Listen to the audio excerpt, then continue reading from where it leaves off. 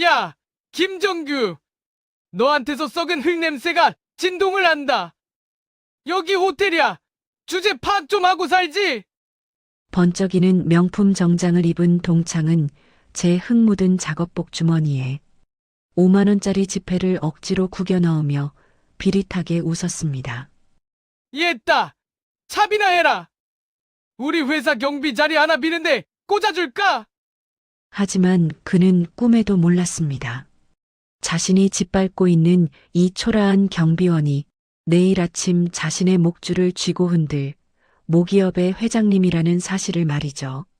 가장 화려한 동창회장에서 시작된 가장 처절한 복수극. 오만했던 그 친구의 최후는 과연 어떻게 되었을까요?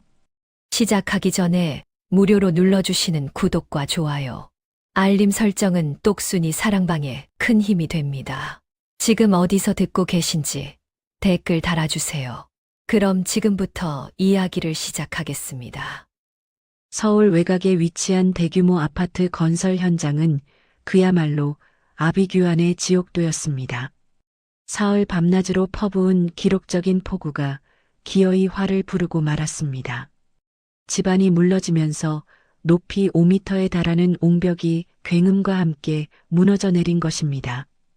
쏟아진 흙더미가 가설사무소와 자재창고를 덮쳤고 현장은 순식간에 흙탕물과 비명으로 뒤범벅이 되었습니다. 요란한 사이렌 소리가 빗소리를 뚫고 울려 퍼지는 가운데 검은색 대형 세단 한 대가 미끄러지듯 현장 입구로 들어와 급정거했습니다. 차가 완전히 멈추기도 전에 뒷좌석 문이 거칠게 열렸습니다. 튀어나온 사람은 JK그룹의 회장 김정규였습니다. 하지만 지금 김정규의 모습에서 재계 서열을 다투는 그룹 총수의 위엄은 찾아볼 수 없었습니다. 그는 현장 시찰을 위해 입었던 기름때가 덕지덕지 묻은 낡은 작업 점퍼와 진흙투성이 안전화 차림 그대로였습니다. 김정규가 무너진 흙더미를 향해 내달리며 목청이 터져라 소리쳤습니다. 거기 3구역, 작업 중지해. 중장비 들어오기 전에 사람부터 확인하란 말이야. 현장 소장이 사색이 되어 달려와 김정규의 앞을 가로막았습니다. 회장님, 위험합니다. 뒤로 물러나 계십시오. 집안이 아직 불안정해서 2차 붕괴 위험이 있습니다. 김정규가 소장의 어깨를 거칠게 밀쳐내며 눈을 부라렸습니다. 비켜. 지금 내 목숨이 중요해. 저 흙더미 아래에 우리 식구가 깔려 있을지도 모르는데. 밖에서 구경만 하란 소리야? 당장 삽 가져와. 김정규는 망설임 없이 질퍽거리는 진흙탕 속으로 걸어 들어갔습니다. 칠이 벗겨진 낡은 안전모를 눌러쓰고 직접 삽을 들어 흙을 파내는 회장의 모습에 공포에 질려 우왕좌왕하던 현장 직원들의 눈빛이 달라지기 시작했습니다. 회장님이 직접 들어가셨다. 우리도 가자. 사람 살려야지. 직원들이 하나둘씩 장비를 챙겨 김정규의 뒤를 따랐습니다. 김정규는 빗물과 땀으로 범벅이 된 얼굴을 닦을 새도 없이 미친 듯이 흙을 퍼날랐습니다. 그의 거친 숨소리가 세찬 빗줄기 소리에 묻혀 흩어졌습니다. 1시간여의 사투 끝에 매몰되었던 인부 2명이 기적적으로 구조되었습니다. 다행히 생명에는 지장이 없다는 보고를 받은 후에야 김정규는 털썩 진흙바닥에 주저앉았습니다. 긴장이 풀리자 온몸의 근육이 비명을 질러댔고 손은 덜덜 떨려왔습니다. 비서실장이 조심스럽게 다가와 손목시계를 보여주며 난처한 표정을 지었습니다. 회장님 고생하셨습니다. 그런데 동창의 약속 시간은 맞추기 힘들 것 같습니다. 지금 출발해도 30분은 늦습니다. 게다가 복장이 이래서야. 김정규가 자신의 몰골을 내려다보았습니다. 흙투성이가 된 점퍼, 진흙범벅인 안전화, 그리고 손톱 밑에 시커멓게 낀 때까지 영락없는 현장 잡부의 모습이었습니다. 하지만 김정규는 피식 웃음을 터뜨리며 자리에서 일어났습니다. 상관없어. 친구들 만나러 가는데 옷이 무슨 대수야. 38년 만인데 내 얼굴만 보여주면 되지. 차 대기시켜. 하지만 회장님, 근처 사우나에서 씻고 옷이라도 갈아입으시는 게 좋지 않겠습니까? 괜찮다니까. 이 훈장 같은 흙먼지가 내 명함이야. 우리 친구 놈들이 내 겉모습만 보고 판단할 위인들도 아니고. 어서 가자. 김정규는 옷에 묻은 흙을 대충 털어내고는 대기하고 있던 차에 올랐습니다. 차는 빗길을 뚫고 서울 시내를 향해 질주했습니다. 차창 밖 풍경을 바라보는 김정규의 입가에 묘한 설렘이 번졌습니다. 38년이라는 세월을 건너 친구들을 만난다는 생각에 방금 전까지의 피로는 눈 녹듯 사라지고 없었습니다. 같은 시각 서울 강남의 한 고급 뷔페 레스토랑 안쪽 룸. 크리스털 샹들리에가 뿜어내는 화려한 조명 아래 잘 차려입은 중년 남성들이 삼삼오오 모여 왁자지껄하게 웃고 떠들고 있었습니다. 그 중심에는 박민석이 있었습니다. 그는 이태리제 최고급 맞춤 정장을 빼입고 손목에는 번쩍이는 금장 시계를 찬 채 샴페인 잔을 높이 들고 있었습니다. 박민석이 거만한 표정으로 좌중을 둘러보며 목소리를 높였습니다. 자자, 다들 주목. 오늘 이 자리는 내가 쏘는 거니까 부담 갖지 말고 마음껏들 먹어. 알다시피 우리 태성건설이 이번에 재계 10위권인 JK그룹에 인수되는 거 알지? 합병 절차 끝나면 내가 부사장 승진 영순이야. 영순이. 친구들이 환호성을 지르며 박수를 쳤습니다. 와, 역시 박전무. 학교 다닐 때부터 싹수가 다르더니 출세했네, 출세했어. 민서가 나중에 우리 아들 취직 좀 부탁한다. 너만 믿는다. 박민석이 으쓱하며 샴페인을 한 모금 마셨습니다. 걱정들 하지 마.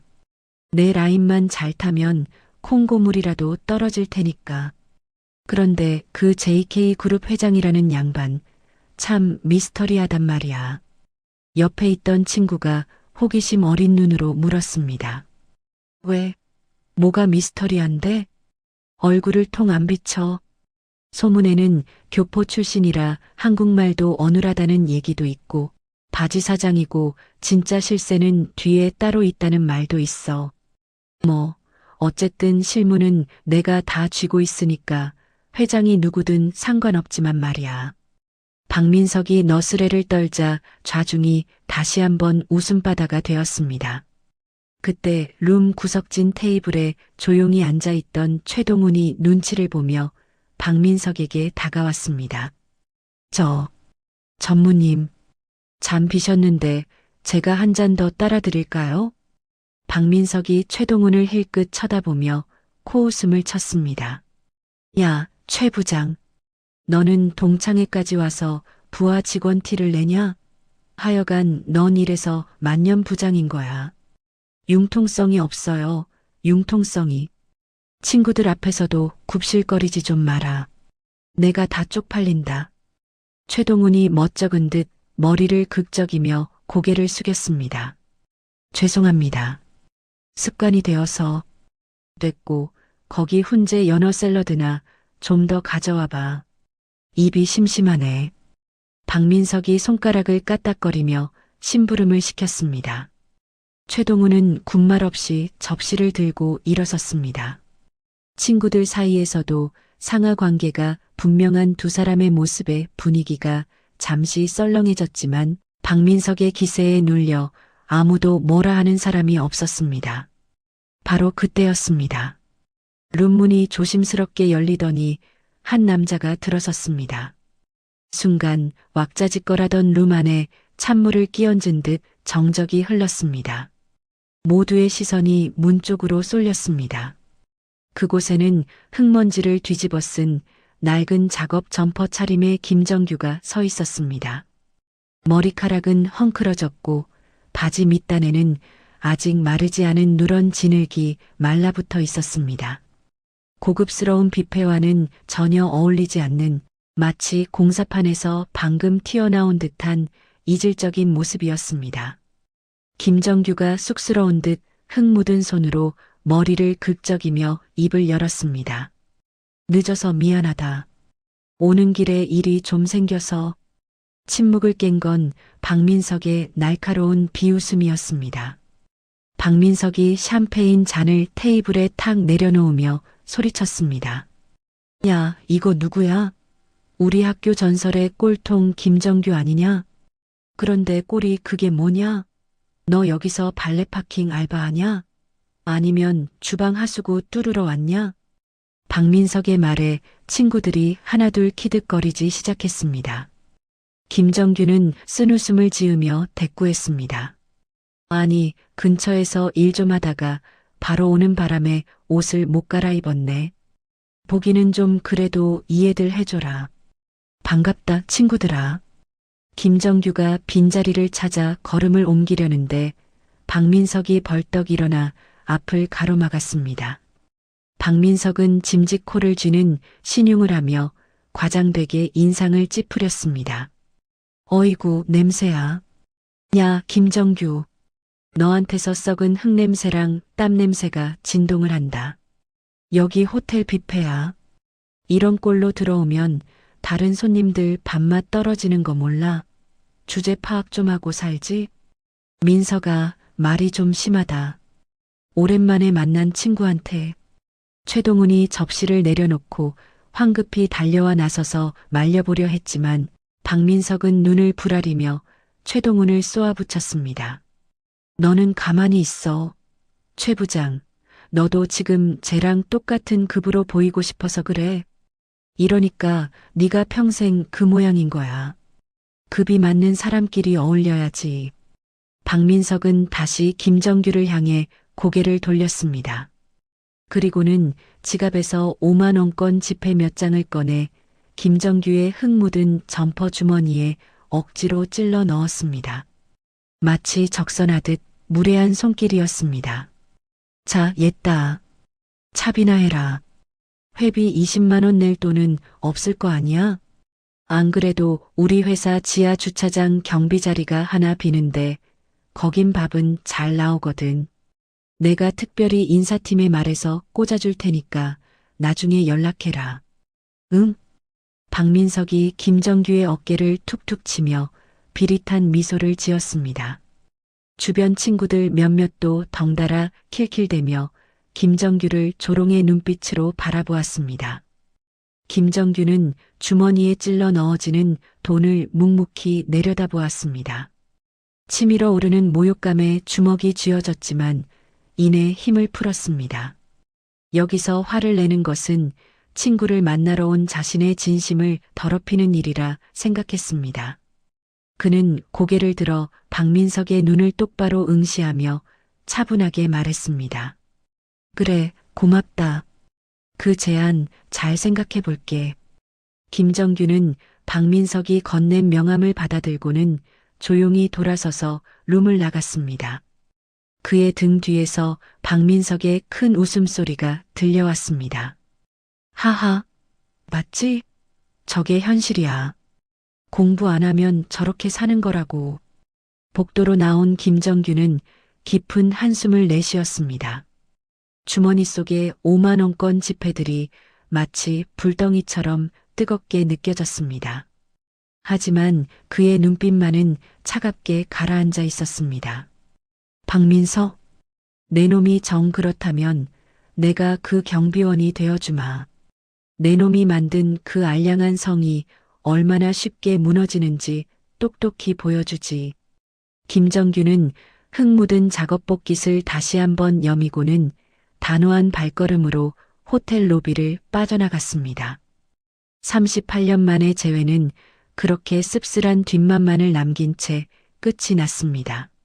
하지만 진짜 이야기는 이제부터 시작이라는 것을 승리에 도취된 박민석은 꿈에도 모르고 있었습니다. 다음 날 아침 대한민국 경제의 심장부라 불리는 강남 테헤란로의 아침은 전쟁터와 다름없었습니다. 태성건설 본사 빌딩 앞은 출근 전쟁을 치르는 직장인들로 인산인해를 이루고 있었습니다. 목에 사원증을 건 엘리트 직원들이 한 손에는 커피를 들고 회전문을 통과하며 으스대듯 로비로 들어섰습니다. 최고급 대리석이 깔린 로비는 구두 굽소리로 요란하게 울려 퍼졌습니다. 그 활기차고 세련된 풍경 속에 전혀 어울리지 않는 이질적인 한 남자가 섞여 있었습니다. 바로 김정규였습니다. 하지만 어제 흑투성이 작업복을 입고 있던 그 JK그룹 회장의 모습은 온데간데 없었습니다. 그는 빛바랜 회색 작업 조끼를 걸치고 가슴에는 시설관리팀 계약직 보안요원이라는 글자가 선명하게 박힌 임시 출입증을 달고 있었습니다. 모자를 푹 눌러써서 눈매를 가린 그의 손에는 낡은 순찰 일지와 커다란 손전등이 들려 있었습니다. 김정규가 건물을 올려다보며 모자 챙을 만졌습니다. 그가 인수한 이 거대한 회사의 속살을 직접 확인하기 위해 선택한 방법은 바로 위장 자맹이었습니다. 책상 위에 올라오는 보고서 속의 숫자, 노름이 아니라 현장에서 직접 숨쉬고 부딪혀봐야 회사의 진짜 문제를 진단할 수 있다는 그의 확고한 지론 때문이었습니다. 김정규가 로비 구석에서 빗자루질을 하는 척하며 지나가는 직원들의 대화에 귀를 기울였습니다. 엘리베이터 앞 335 모인 직원들의 화제는 단연 회사 인수와 새로운 회장에 대한 것이었습니다. 야, 김대리. 이번에 오는 JK그룹 회장 말이야. 진짜 얼굴 한번 안 비친다며? 완전 신비주의라는데 소문 들었어? 신비주의는 무슨? 소문에 의하면 그냥 바지 사장이래.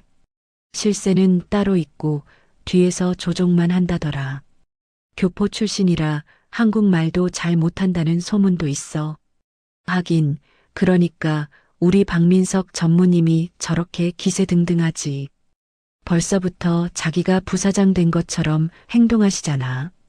줄 잘 서야 돼, 우리. 이번 인사 이동 때 박 전무님 눈밖에 나면 끝장이야.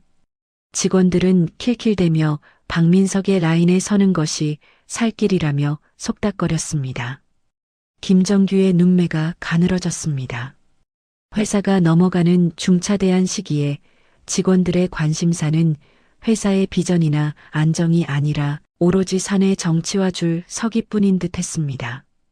썩은 냄새가 진동하는 것 같았습니다. 그때 회전문이 요란하게 돌아가며 박민석이 등장했습니다. 수행비서 2명을 대동한 그는 마치 개선장군처럼 위풍당당했습니다.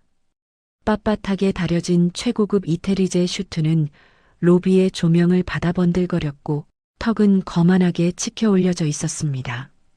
구두는 파리가 낙상할 정도로 반짝였습니다. 로비에 있던 직원들이 홍해 갈라지듯 길을 터주며 허리를 90도로 굽혔습니다.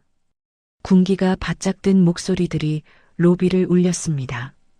전무님 안녕하십니까? 오냐 그래. 아침부터 활기차고 좋네. 다들 열심히 해. 박민석은 손만 대충 까딱거리며 전용 엘리베이터 쪽으로 성큼성큼 걸어갔습니다. 그러다 로비 한 구석에서 바닥에 얼룩을 닦고 있던 김정규를 발견하고는 걸음을 멈췄습니다. 김정규는 모자를 더 깊게 눌러쓰고 고개를 숙였습니다. 박민석이 김정규의 낡은 작업 조끼를 눈으로 훑으며 옆에 있던 비서에게 턱짓했습니다. 야, 김비서. 저거 뭐야? 우리 회사에 저렇게 나이 먹은 용역도 있었나? 물 관리 좀 하라고 했지 내가. 로비는 회사의 얼굴이야. 비서가 당황하며 허리를 깊이 숙였습니다. 아, 네. 죄송합니다, 전무님.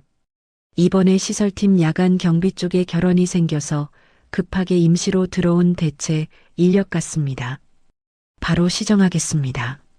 쳇, 아침부터 눈 버리게. 야, 아저씨. 거기 먼지 안 보이세요? 구석구석 좀 닦읍시다. 월급 받았으면 밥값은 해야 할 거 아니야? 똑바로 좀 합시다. 똑바로.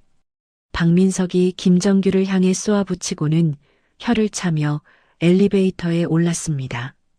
문이 닫히는 순간까지 박민석의 경멸 어린 시선은 김정규에게 꽂혀 있었습니다.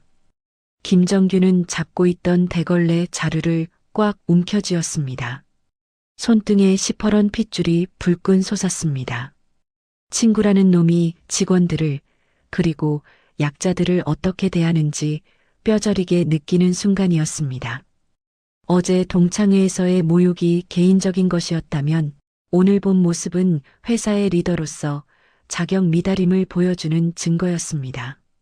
오전 내내 김정규는 건물을 오르내리며 시설 안전 점검을 핑계로 회사 곳곳을 누볐습니다.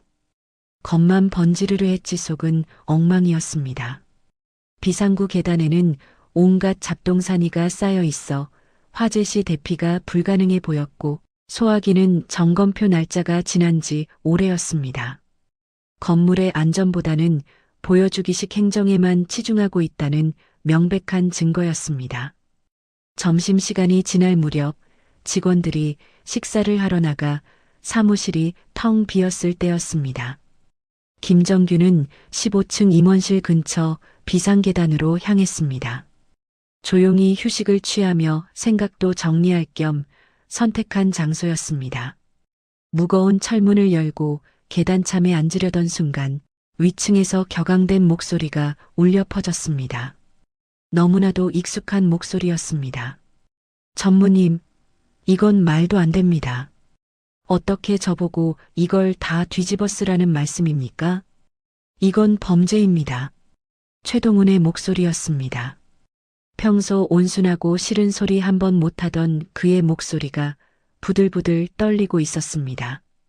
김정규는 숨을 죽이고 위층으로 통하는 난간 틈으로 시선을 돌렸습니다. 그곳에는 박민석이 최동훈을 벽으로 몰아세우고 있었습니다. 박민석이 주머니에서 담배를 꺼내 물며 차갑게 대꾸했습니다. 야, 최 부장. 목소리 낮춰. 누가 들으면 내가 널 잡아먹는 줄 알겠다? 뒤집어 쓰다니 말이 좀 그렇다? 회사를 위해서 희생 좀 하라는 거지. 자니가 우리 회사의 충신 아니었나? 희생이라뇨? 이번 부실 자재 납품 건 전무님이 직접 지시하신 거잖아요. 단가 낮춰서 그 차액으로 리베이트 챙기신 거 제가 모를 줄 아십니까? 그걸 왜 제가 독단적으로 했다고 심할서를 써야 합니까? 최동훈이 억울함에 눈시울을 붉히며 소리쳤습니다. 하지만 박민석은 눈 하나 깜짝하지 않고 담배 연기를 최동훈의 얼굴에 길게 내뿜었습니다. 후, 동훈아, 너 참 순진하다.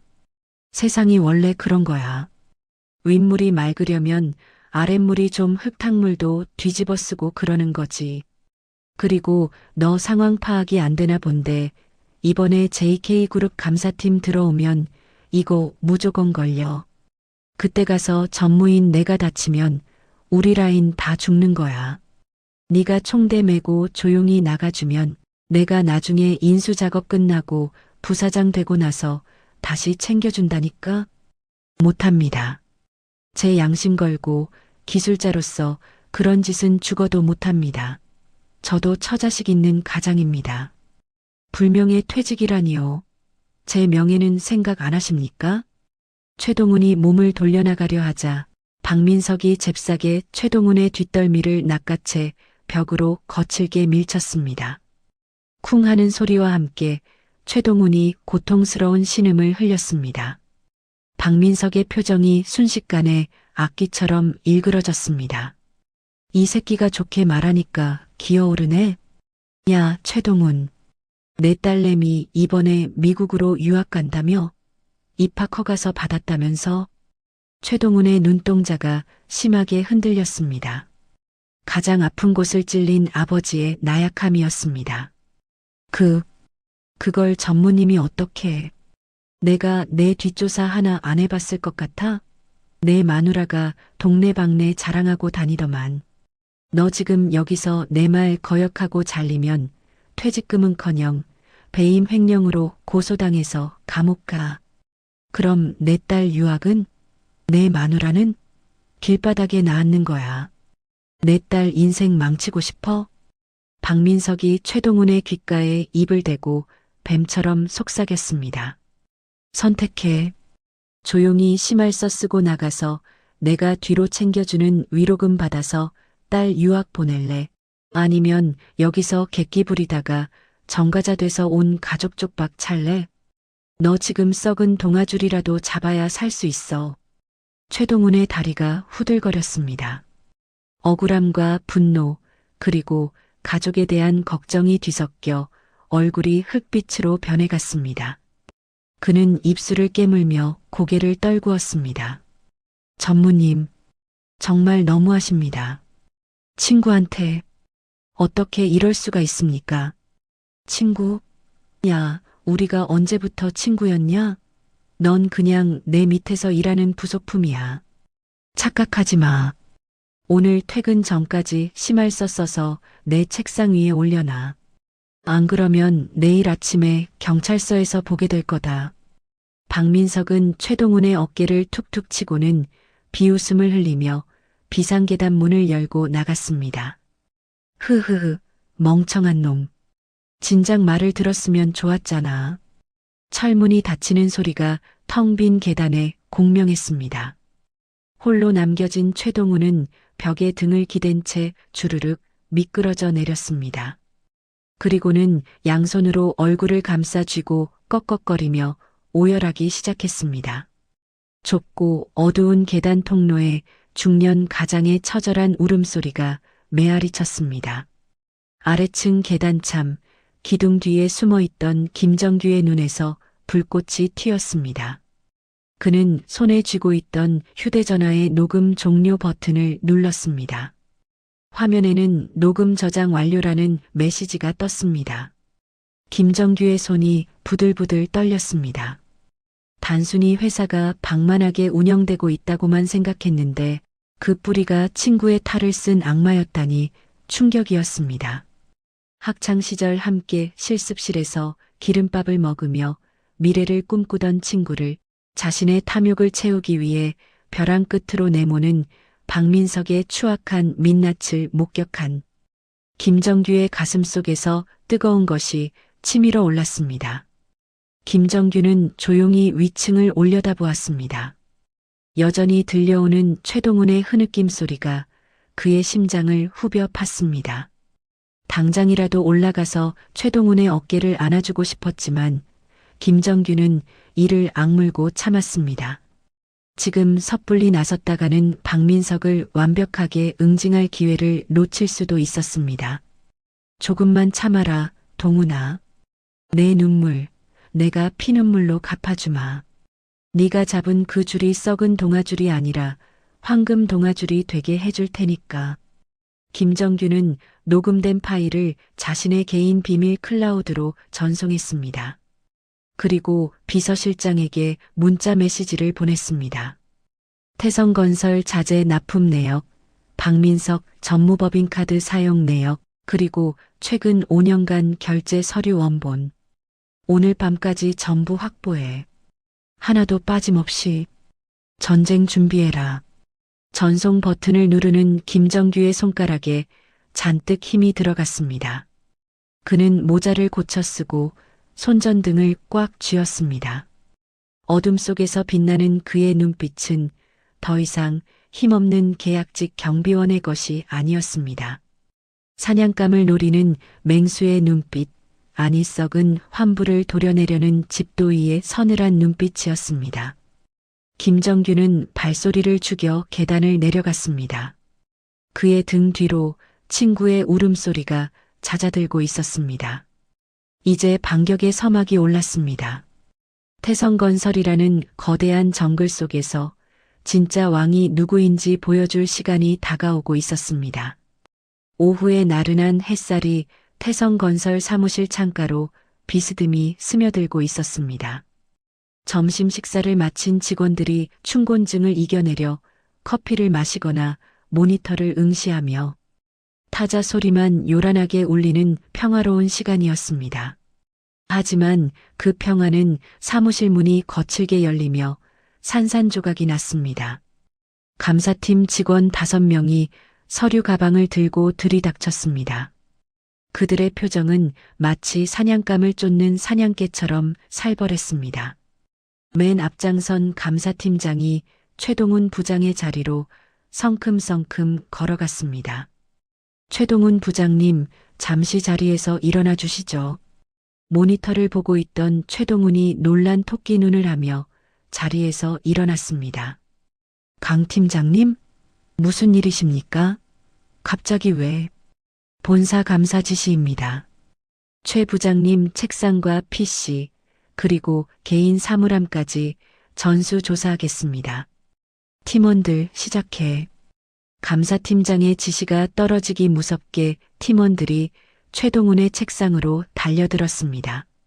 서류들이 바닥으로 쏟아지고 서랍이 거칠게 열렸습니다.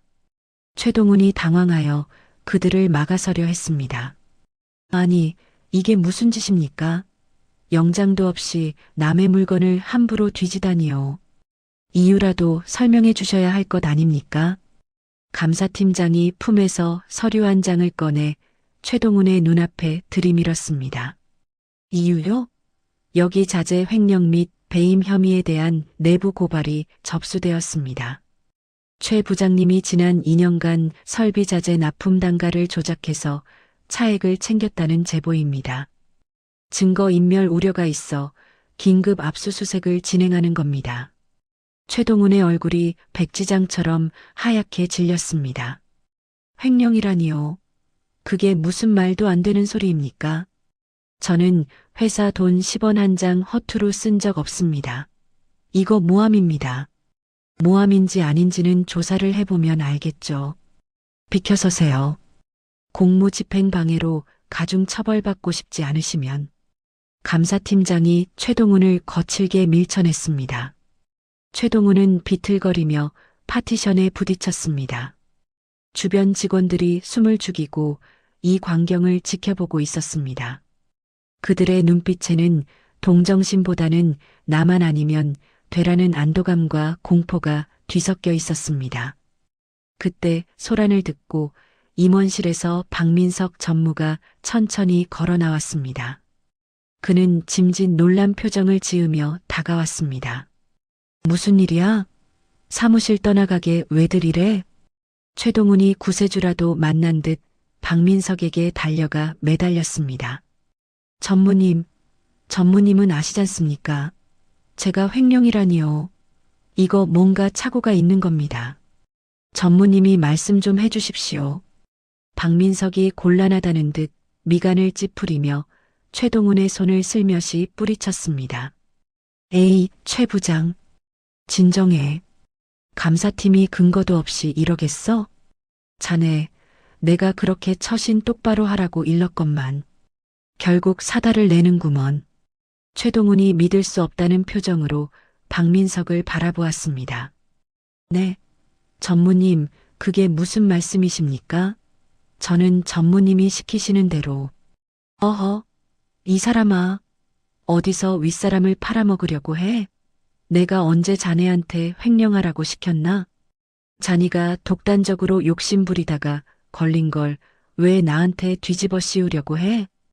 박민석이 버럭 소리를 지르며 정색했습니다. 그의 눈빛은 입 다물고 죽어라고 말하고 있었습니다. 최동훈은 그제야 깨달았습니다. 박민석이 자신을 완벽하게 버리기로 작정했다는 것을요. 억울함에 입술이 파르르 떨렸지만 목소리가 나오지 않았습니다. 감사팀장이 책상 서랍 깊숙한 곳에서 봉투 하나를 꺼내 들었습니다. 팀장님, 여기 나왔습니다. 이중장부랑 업체에서 받은 상품권들입니다.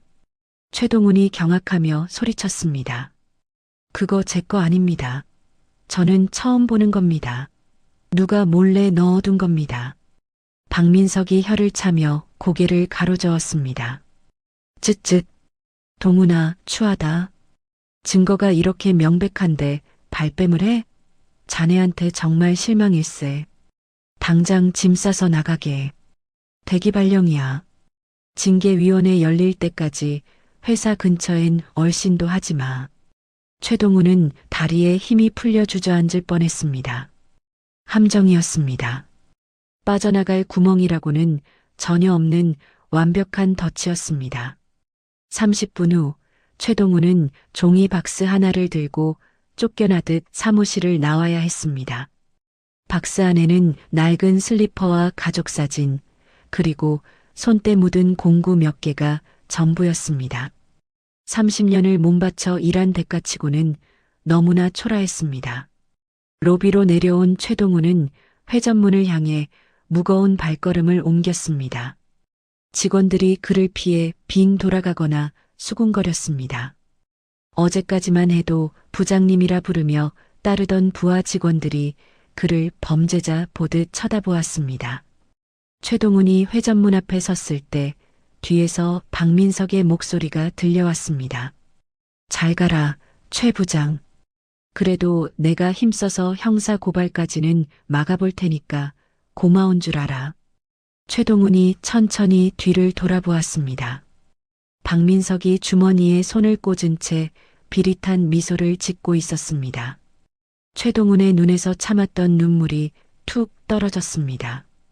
박민석, 네가 어떻게 나한테 이럴 수 있어? 우리 친구잖아. 내 딸 등록금. 그거 네가 해결해 준다고 했잖아. 박민석이 한 걸음 다가와 최동훈의 귓가에 속삭였습니다. 그러게 눈치가 좀 있었어야지. 꼬리가 길면 잡히는 법이야. 내 몸통을 살리려면 꼬리를 잘라야지 어쩌겠냐? 딸 등록금. 내 퇴직금 정산되면 그걸로 내. 아, 횡령금 변상하면 남는 게 있으려나 모르겠네. 박민석이 킬킬거리며 최동훈의 어깨를 툭 쳤습니다. 가라. 더 구질구질하게 굴지 말고.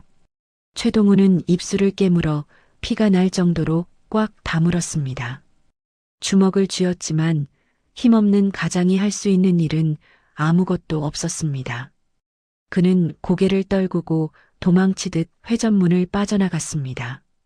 그의 뒷모습이 한없이 작고 위태로워 보였습니다. 박민석은 멀어지는 최동훈을 보며 만족스러운 듯 휘파람을 불었습니다. 그때 옆에 있던 김 비서가 조심스럽게 물었습니다. 전무님, 정말 괜찮을까요? 최 부장님이 나중에 딴소리라도 하면. 걱정 마. 저 녀석 소심해서 절대 딴짓 못해. 그리고 증거가 저렇게 확실한데 누가 믿어주겠어? 이제 내일 취임식만 잘 넘기면 끝이야. JK 회장 오면 내가 실무 장악하고 있다는 거 확실히 보여주고 부사장 자리 꿰차는 거지. 박민석이 넥타이를 고쳐 매며 승리의 미소를 지었습니다. 아, 속 시원하다. 알터니가 빠진 기분이야. 김 비서, 오늘 저녁에 회식이나 잡지? 내가 쏜다. 두 사람이 웃으며 엘리베이터 쪽으로 걸어갔습니다. 그들은 꿈에도 몰랐습니다. 로비 한가운데 있는 거대한 기둥 뒤에 모자를 푹 눌러 쓴 보안 요원이 서 있었다는 것을요. 김정규였습니다. 그는 빗자루를 쥔 손이 하얗게 질릴 정도로 힘을 주고 있었습니다. 모자 아래로 드러난 그의 눈빛은 활활 타오르는 용광로처럼 뜨거웠습니다. 그는 주머니에 넣어두었던 녹음기를 꺼내 종료 버튼을 눌렀습니다. 삑! 짧은 기계음과 함께 박민석의 추악한 자백이 저장되었습니다. 김정규는 녹음기를 다시 가슴 주머니에 소중히 넣었습니다. 심장이 쿵쿵 뛰었습니다. 분노 때문이기도 했지만 이제 곧 시작될 반격에 대한 전율 때문이기도 했습니다. 김정규는 주위를 살핀 뒤 비상구 계단으로 재빠르게 몸을 숨겼습니다. 그리고 품에서 개인 휴대전화를 꺼내 어디론가 전화를 걸었습니다. 신호음이 2번 울리기도 전에 상대방이 받았습니다. 네, 회장님. 기다리고 있었습니다. 비서실장의 차분한 목소리였습니다. 김정규가 낮고 묵직한 목소리로 지시를 내렸습니다. 김 실장, 지금 바로 보안팀장한테 연락해서 로비 CCTV 영상 확보해. 방금 최동훈 부장이 나가는 장면이랑 박민석 전무가 떠드는 장면, 1초도 놓치지 말고 다 따라고 해. 알겠습니다. 바로 조치하겠습니다. 그리고 어제 지시하신 법인카드 내역과 이중 장부 분석도 끝났습니다. 예상대로 횡령 규모가 상당합니다. 협력업체 리베이트건까지 합치면 구속 수사는 피하기 어려울 것 같습니다.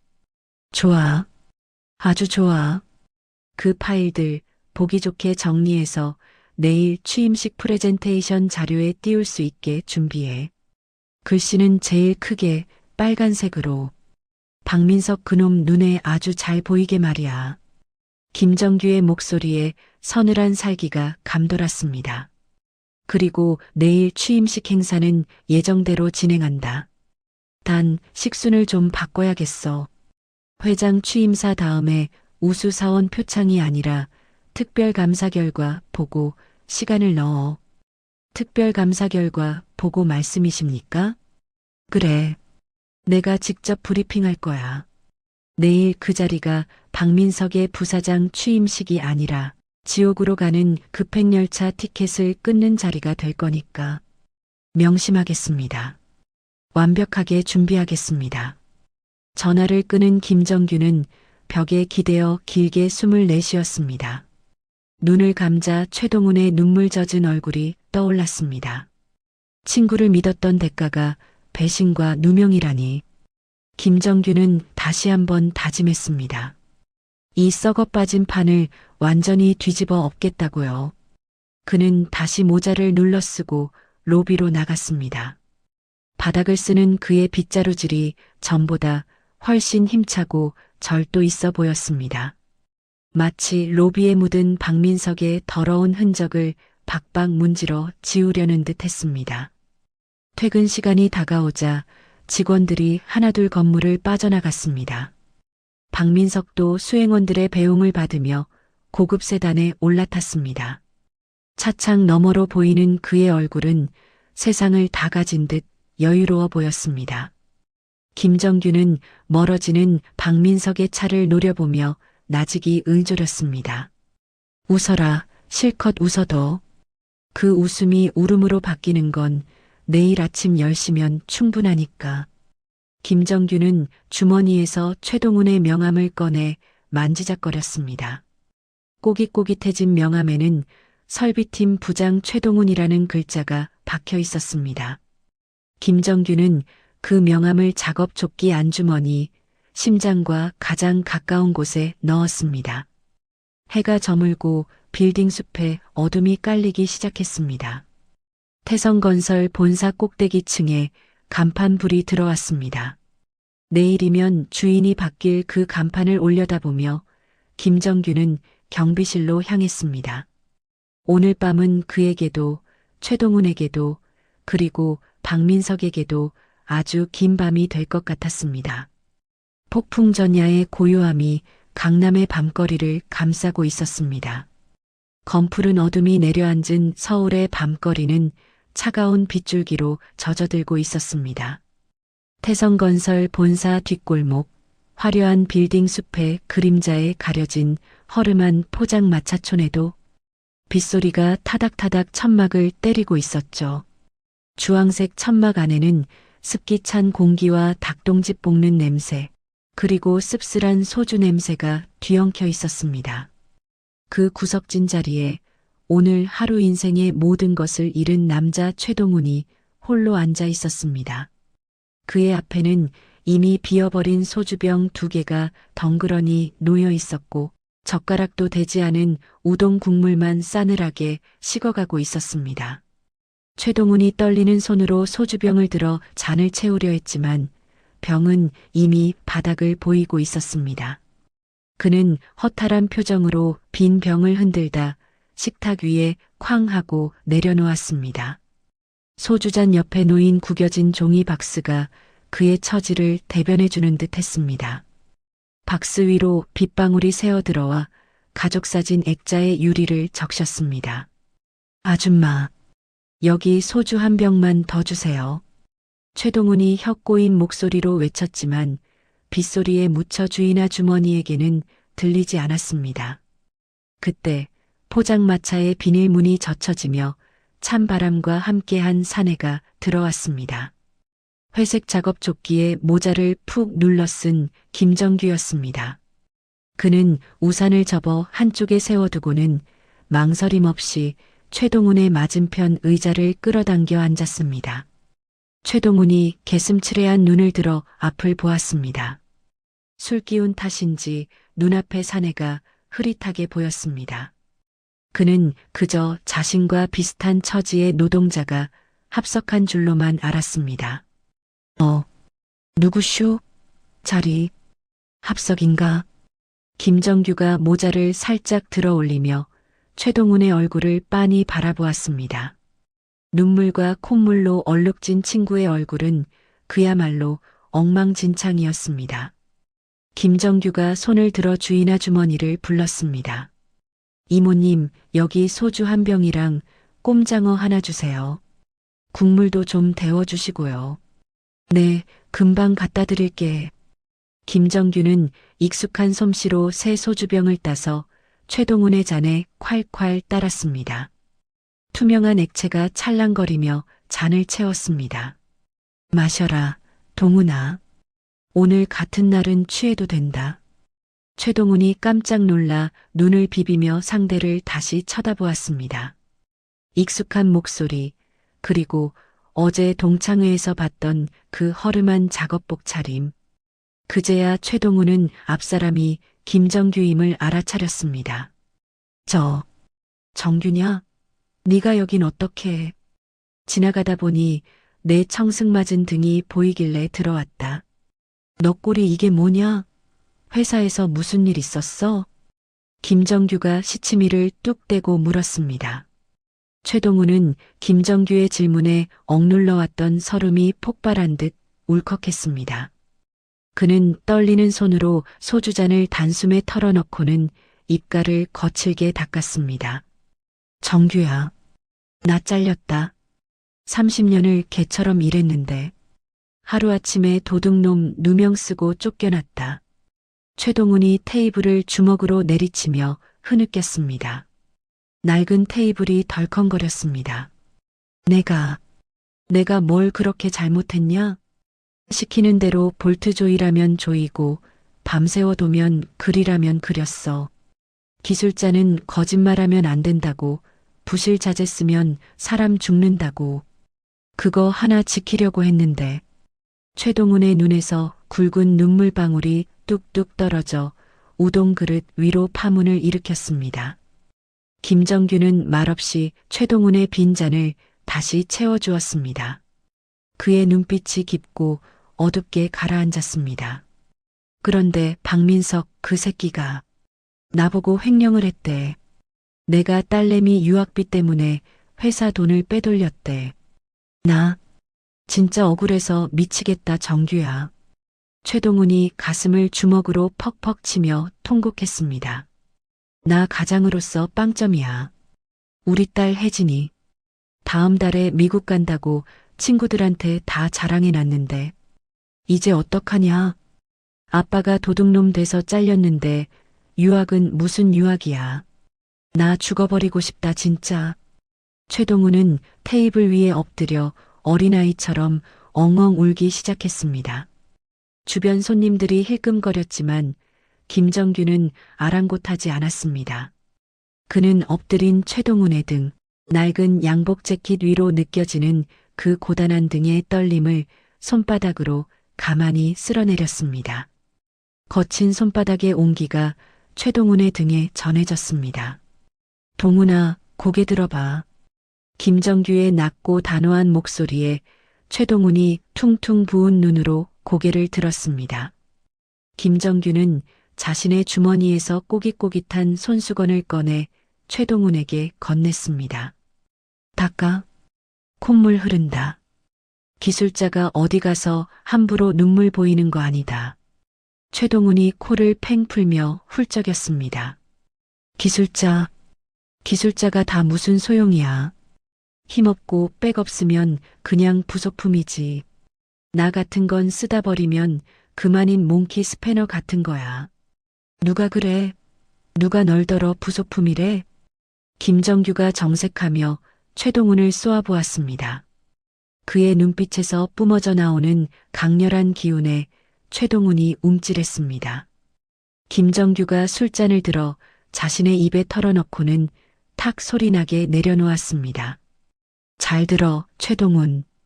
건물은 설계도가 아니라 현장에 땀방울이 올리는 거야. 펜대 굴리는 놈들이 아무리 떠들어봐야 네가 볼트 하나 제대로 안 조이면 무너지는 게 건물이라고. 너는 부속품이 아니라 이 회사를 지탱하는 기둥이야. 김정규의 말 한마디 한마디가 최동훈의 가슴에 비수처럼 꽂혔습니다. 지금까지 아무도 해주지 않았던 말, 스스로도 잊고 있었던 기술자로서의 자부심을 건드리는 말이었습니다. 정규야, 너 고맙다. 빈말이라도 그렇게 말해줘서. 빈말 아니야. 그리고 내 딸 유학 갈 수 있어. 아니, 보내야지. 아빠가 이렇게 훌륭한 기술자인데 자식 공부 하나 못 시키겠냐? 김정규가 자리에서 일어났습니다.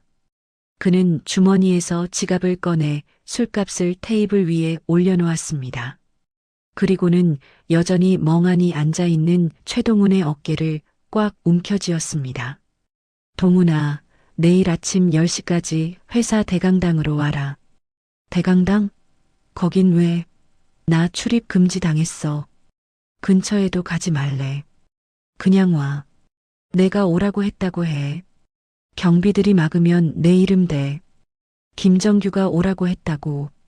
최동훈이 의아한 표정으로 물었습니다. 내 이름? 야, 네가 거기 경비 취직했다는 게 진짜야? 그렇다고 내가 들어갈 수 있겠냐? 김정규는 대답 대신 의미심장한 미소를 지었습니다. 그는 몸을 숙여 최동훈의 눈을 똑바로 마주보며 힘주어 말했습니다. 내일 오면 알게 될 거야. 네가 지킨 그 양심이, 그리고 그 기술이 얼마나 값비싼 건지 내가 증명해 줄 테니까. 꼭 와라. 안 오면 평생 후회한다. 김정규는 우산을 챙겨 들고 포장마차 밖으로 나갔습니다. 비닐문이 닫히며 그의 뒷모습이 사라졌습니다. 홀로 남겨진 최동훈은 김정규가 남기고 간 온기를 느끼며 멍하니 소주잔을 바라보았습니다. 빗줄기는 여전했지만 왠지 모르게 가슴 한구석이 뜨거워지는 것을 느꼈습니다. 그것은 절망 속에서 피어오른 아주 작은 희망의 불씨였습니다. 다음 날 아침 비는 언제 그랬냐는 듯 그치고 맑게 갠 하늘이 서울 시내를 비추고 있었습니다. 강남의 한 고급 레지던스 펜트하우스, 통유리창 너머로 태성건설 본사 빌딩이 한눈에 내려다 보이는 곳이었습니다. 김정규는 샤워를 마치고 나와 전신 거울 앞에 섰습니다. 거울 속에 비친 그의 몸에는 30년 현장 생활이 남긴 흉터들이 훈장처럼 새겨져 있었습니다. 어깨에는 자재를 나르다 생긴 굳은 살이, 팔뚝에는 용접 불똥에 댄 화상 자국이 선명했습니다. 그는 손으로 그 흉터들을 천천히 쓸어내렸습니다. 고생했다, 김정규. 그리고 고생했다, 최동훈. 김정규는 침대 위에 놓인 옷들을 바라보았습니다. 어제까지 입었던 흙 묻은 작업 점퍼와 낡은 안전화는 한쪽 구석에 개켜져 있었습니다. 대신 그 자리에는 최고급 원단으로 제작된 짙은 네이비색 맞춤 정장과 하얀 와이셔츠가 놓여 있었습니다.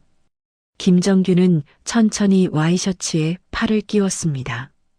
빳빳한 깃이 목을 감싸는 느낌이 낯설면서도 긴장감을 주었습니다.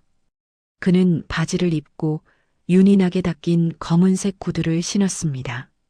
마지막으로 넥타이를 매는 순간 그의 손끝이 미세하게 떨렸습니다. 그것은 두려움이 아니었습니다. 전장에 나가는 장수의 벅찬 결이었습니다. 회장님, 준비 다 되셨습니까? 비서실장이 문을 두드리며 들어왔습니다. 그의 손에는 두툼한 서류 가방과 금장 배지가 들려 있었습니다. 비서실장은 말끔하게 변신한 김정규의 모습을 보고 잠시 감탄한 듯 눈을 크게 떴습니다. 와, 정말 딴 사람 같으십니다. 어제 그 작업복 입으셨던 분이 맞나 싶을 정도입니다. 김정규가 쑥스러운 듯 헛기침을 하며 넥타이 매무새를 다듬었습니다. 허허, 옷이 날개라더니. 이래서 사람들이 겉모습에 속나봐. 그런데 준비한 건? 네, 여기 있습니다. 비서실장이 서류 가방을 건넸습니다. 그 안에는 박민석의 비리 증거가 담긴 파일과 어제 녹음한 파일이 든 USB가 들어 있었습니다. 그리고 김정규의 가슴에 JK그룹 회장을 상징하는 금장 배지를 달아주었습니다. 태성건설 임원진과 전 직원, 대강당에 소집 완료했습니다. 박민석 전무는 이미 맨 앞줄에 앉아 샴페인 터뜨릴 준비를 하고 있다고 합니다. 김정규가 차갑게 웃으며 재킷을 걸쳤습니다. 샴페인? 김칫국도 유분수지. 오늘 그 샴페인이 독배가 될 줄은 꿈에도 모를 거다. 김정규가 거울 속의 자신을 마지막으로 응시했습니다. 거울 속의 남자는 더 이상 친구에게 무시당하던 초라한 경비원이 아니었습니다. 그는 정의의 칼을 든 심판관이자 친구의 억울함을 풀어줄 구원자였습니다. 가자, 김 실장. 쥐새끼 잡으러 가야지. 네, 회장님. 차 대기시켜 놓았습니다. 김정규가 펜트하우스를 나서는 발걸음은 묵직하고도 힘찼습니다. 엘리베이터가 로비층에 도착하고 문이 열렸습니다. 대기하고 있던 경호원들이 일제히 고개를 숙이며 길을 텄습니다. 검은색 세단이 미끄러지듯 입구에 도착했고 운전기사가 뒷문을 열었습니다. 차에 오른 김정규는 창밖으로 스쳐 지나가는 풍경을 바라보았습니다. 태성건설 본사가 점점 가까워지고 있었습니다. 그는 품 안에서 최동훈의 꼬깃꼬깃한 명함을 다시 한번 꺼내보았습니다. 그리고는 명함을 꽉 쥐었습니다. 기다려라, 민석아. 네가 무시했던 그 경비원이, 네가 짓밟았던 그 기술자가 오늘 너를 심판하러 간다. 태성건설 본사 앞 회전문이 돌아가며 수많은 직원들이 바쁘게 움직이고 있었습니다. 하지만 그들 중 누구도 알지 못했습니다. 잠시 후 저 회전문을 통과해 들어올 사람이 불러일으킬 거대한 태풍을 말입니다. 폭풍의 눈이 태성건설을 향해 정면으로 다가오고 있었습니다. 이제 모든 준비는 끝났습니다. 오전 9시 50분 태성건설 본사 대강당은 폭풍 전야의 긴장감으로 가득 차 있었습니다. 수백 명의 임직원들이 숨소리조차 크게 내지 못한 채 정해진 자리에 착석해 있었죠. 단상 위에는 JK그룹 신임 회장 취임식이라는 현수막이 거대하게 걸려 있었고 양옆으로는 화려한 축하 화환들이 도열해 있었습니다. 그 엄숙한 분위기 속에서 유독 들떠 보이는 한 사람이 있었습니다. 바로 박민석 전무였습니다. 맨 앞줄 정중앙 회장석 바로 옆자리를 차지하고 앉은 그는 연신 넥타이를 고쳐매며 입가에 번지는 미소를 주체하지 못했습니다. 그는 옆자리에 앉은 김상무의 옆구리를 쿡 찌르며 속삭였습니다. 김상무, 내 넥타이 안 삐뚤어졌지? 오늘 회장님 오시면 내가 제일 먼저 단상에 올라가서 환영사 해야 하거든.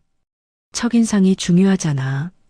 김상무가 어색하게 웃으며 고개를 끄덕였습니다. 아, 네. 아주 멋지십니다, 전무님.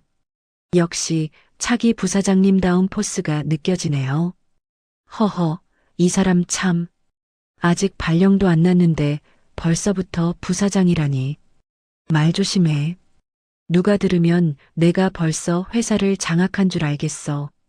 박민석은 짐짓 겸손한 척 손을 내저었지만 어깨는 이미 하늘 높은 줄 모르고 솟아 있었습니다.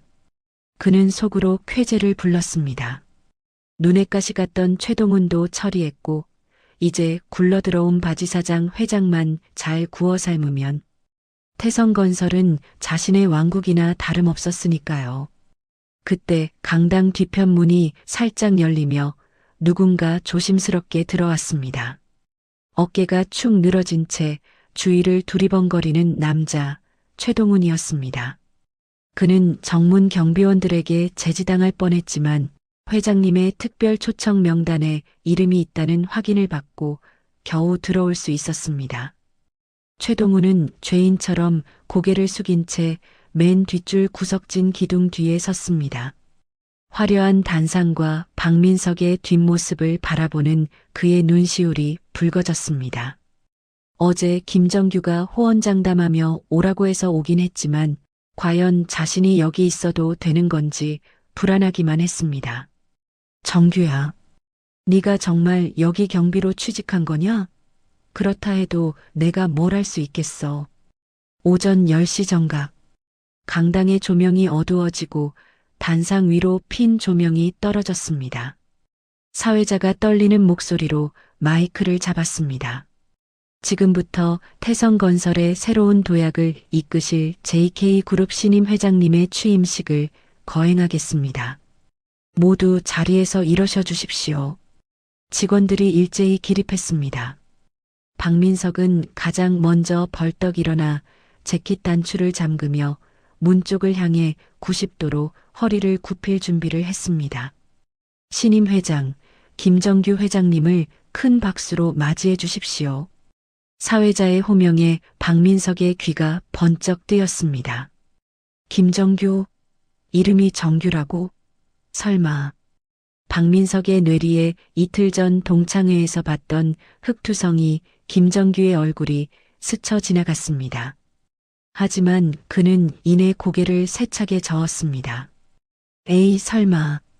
동명이인이겠지. 그 거짓골을 하고 다니는 놈이 무슨 회장이야. 세상에 김정규가 한둘인가. 웅장한 음악과 함께 대강당의 양쪽 문이 활짝 열렸습니다. 수십 명이 경호원들의 호의를 받으며 맞춤 정장을 입은 한 남자가 당당하게 걸어 들어왔습니다. 훤칠한 키에 다부진 체격, 그리고 좌중을 압도하는 서늘한 눈빛. 박민석은 숨이 턱 막혔습니다. 걸어오는 남자의 얼굴이 점점 선명해질수록 박민석의 동공은 지진이라도 난 듯 요동쳤습니다. 38년 전 촌티나던 그 얼굴, 그리고 이틀 전 5만 원을 쥐어주며 조롱했던 그 얼굴이 분명했습니다. 헉! 박민석의 입에서 억눌린 비명이 터져 나왔습니다. 다리가 후들거려 서 있기도 힘들 지경이었습니다. 김정규는 박민석을 본체만체 하고 단상 위로 성큼성큼 올라갔습니다. 단상 중앙에 선 김정규가 좌중을 천천히 둘러보았습니다. 그의 시선이 맨 앞줄, 사색이 되어 떨고 있는 박민석에게 꽂혔습니다.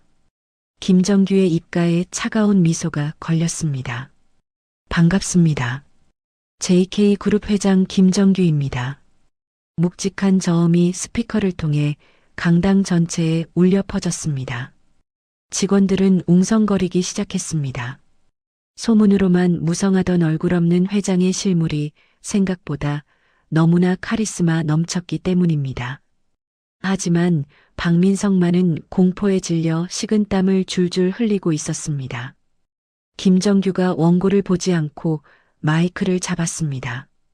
취임사에 앞서 제가 얼마 전 겪었던 재미있는 일화를 하나 들려드릴까 합니다. 제가 며칠 전 38년 만에 고등학교 동창회에 다녀왔습니다. 현장을 둘러보다 늦어서 작업복 차림으로 갔었죠.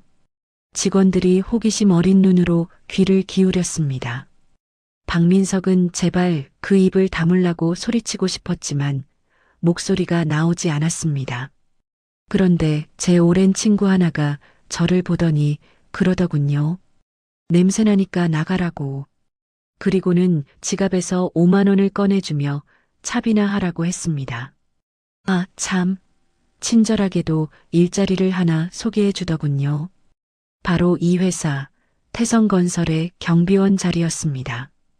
강당 안에 찬물을 끼얹은 듯한 정적이 흘렀습니다. 직원들은 서로의 얼굴을 쳐다보며 눈치를 살폈습니다. 김정규의 시선이 박민석을 집요하게 파고들었습니다. 박민석 전무님 기억나십니까? 자니가 나한테 밥은 잘 나온다고 추천했던 그 경비 자리 말입니다. 모든 시선이 박민석에게 쏠렸습니다. 박민석은 얼굴이 벌개졌다 하얘졌다를 반복하며 어쩔 줄을 몰랐습니다. 회장님, 그게 오해가... 오해? 무슨 오해? 자니가 내 주머니에 쑤셔 넣었던 돈 아직 내가 간직하고 있는데 김정규가 안주머니에서 5만 원권 지폐 몇 장을 꺼내 흔들어 보였습니다. 박민석은 다리에 힘이 풀려 그 자리에 주저앉고 말았습니다. 그리고 박 전무. 자니가 나한테 소개해 준 건 경비 자리였지만 나는 자네한테 다른 걸 선물하려고 하네. 김정규가 손짓하자 대형 스크린의 화면이 바뀌었습니다. 원래 예정되어 있던 비전 선포 대신 특별 내부 감사 보고서라는 붉은 글씨가 화면을 가득 채웠습니다. 이건 박민석 전무가 지난 5년간 저지른 횡령 및 배임 내역입니다. 협력업체 리베이트 수수, 자재 대금 부풀리기, 법인카드 사적 유용. 아주 화려하더군요. 화면에는 박민석의 차명, 계좌 내역과 가짜 영수증들이 적나라하게 공개되었습니다. 직원들 사이에서 경악의 탄성이 터져 나왔습니다. 이건 조작입니다. 음해입니다. 저는 회사를 위해 헌신했습니다.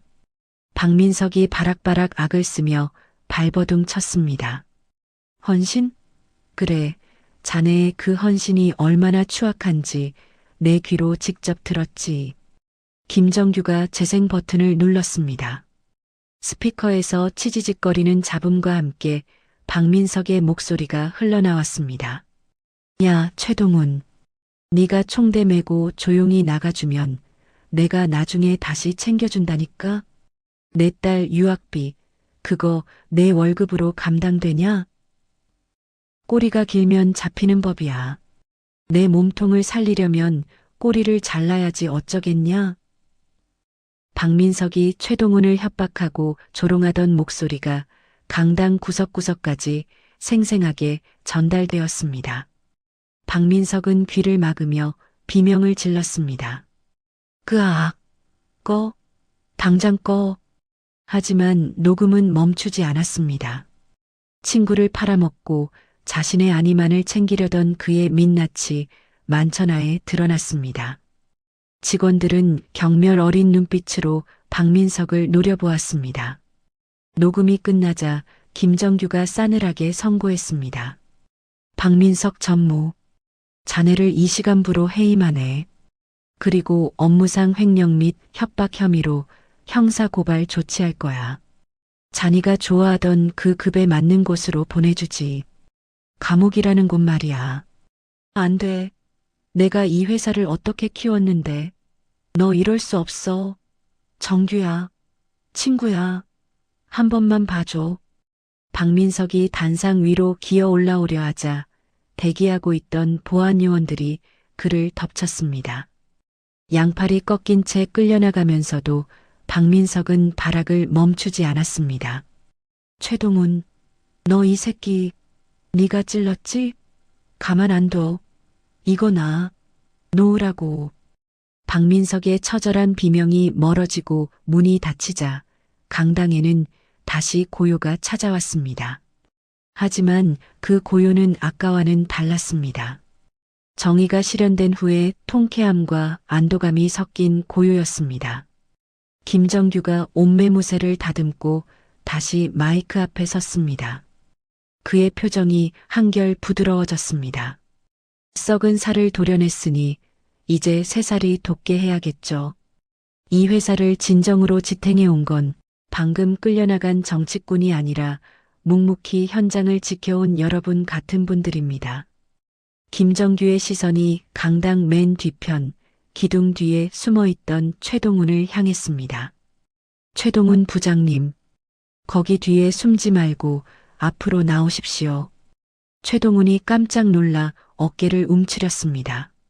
사람들의 시선이 일제히 뒤쪽으로 쏠렸습니다. 저 말입니까? 네, 자네 말일세. 어서 올라오게. 최동훈은 떨리는 다리를 이끌고 쭈뼛쭈뼛 복도를 걸어 나왔습니다. 수많은 시선이 부담스러웠지만 단상 위에서 자신을 향해 따뜻하게 웃고 있는 김정규를 보며 용기를 냈습니다.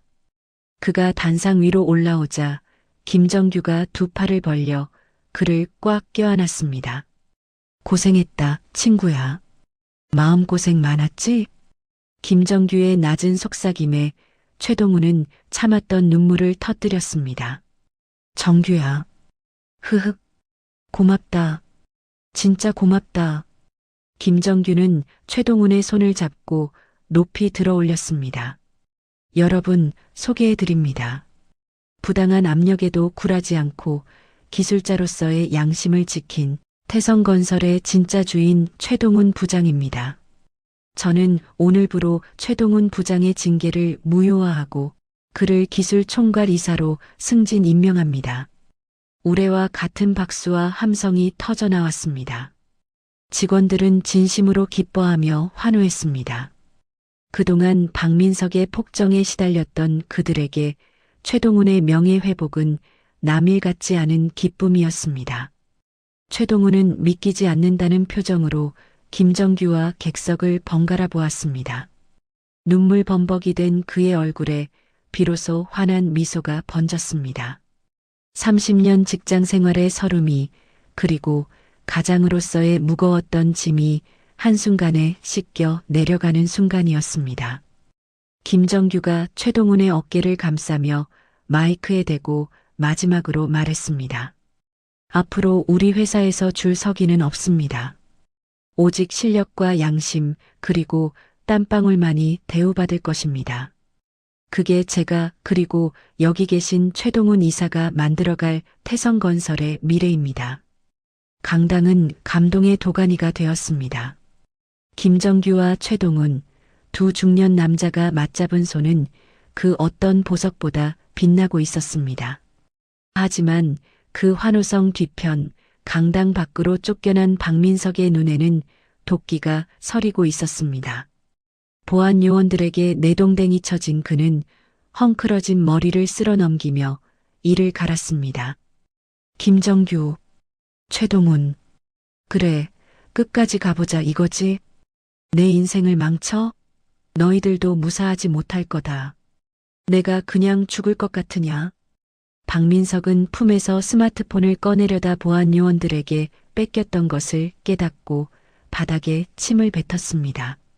그리고는 비틀거리며 비상구 계단 쪽으로 향했습니다. 그의 눈은 광기로 번들거리고 있었습니다. 지하 기계실로 가야 해. 다 같이 죽는 거야. 태성건설이고 뭐고 다 날려버릴 테다. 박민석의 그림자가 어두운 계단 아래로 사라졌습니다. 화려한 취임식장의 환호소리와 대비되는 섬뜩한 어둠이 태성건설의 지하 깊은 곳으로 스며들고 있었습니다. 승리의 기쁨도 잠시, 더 큰 위기가 시한폭탄처럼 다가오고 있었습니다.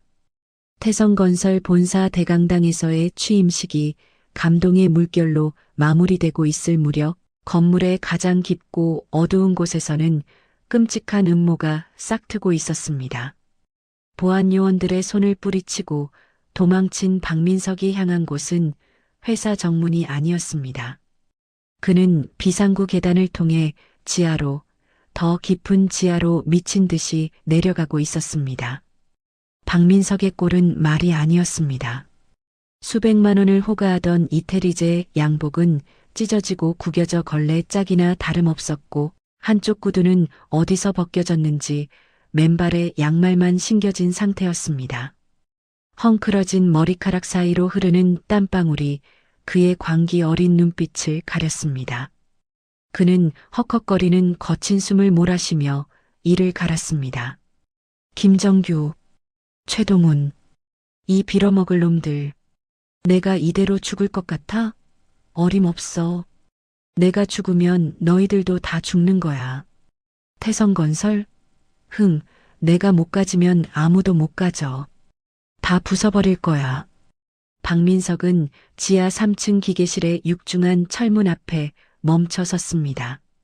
일반 직원들은 출입이 엄격히 통제되는 곳이었지만 시설관리 총괄 임원이었던 그는 이곳의 비밀번호를 외우고 있었습니다. 떨리는 손가락으로 도어락 번호판을 눌렀습니다. 빅비비빅. 경쾌한 기계음과 함께 철문이 열렸습니다. 훅 하고 뜨거운 열기와 기계 소음이 밀려나왔습니다. 이곳은 태성건설 본사 건물의 심장부이자 회사 지하에 구축된 거대 데이터 센터의 냉각 시스템을 관장하는 곳이었습니다. 수천 대의 서버가 뿜어내는 열기를 식히기 위해 거대한 펌프와 배관들이 쉴 새 없이 돌아가고 있었죠. 박민석은 비틀거리는 걸음으로 기계실 안쪽으로 들어갔습니다. 웅웅거리는 기계 소음이 마치 그의 귓가에서 악마가 속삭이는 소리처럼 들렸습니다. 그의 눈이 번들거렸습니다. 그는 구석에 놓인 공구함으로 달려가 닥치는 대로 뒤적였습니다. 그리고는 길이가 1미터는 좋게 되어 보이는 묵직한 쇠파이프 하나를 집어들었습니다. 그래, 이거면 충분해. 회사의 심장을 멈추는 데는 이거 하나면 된다고.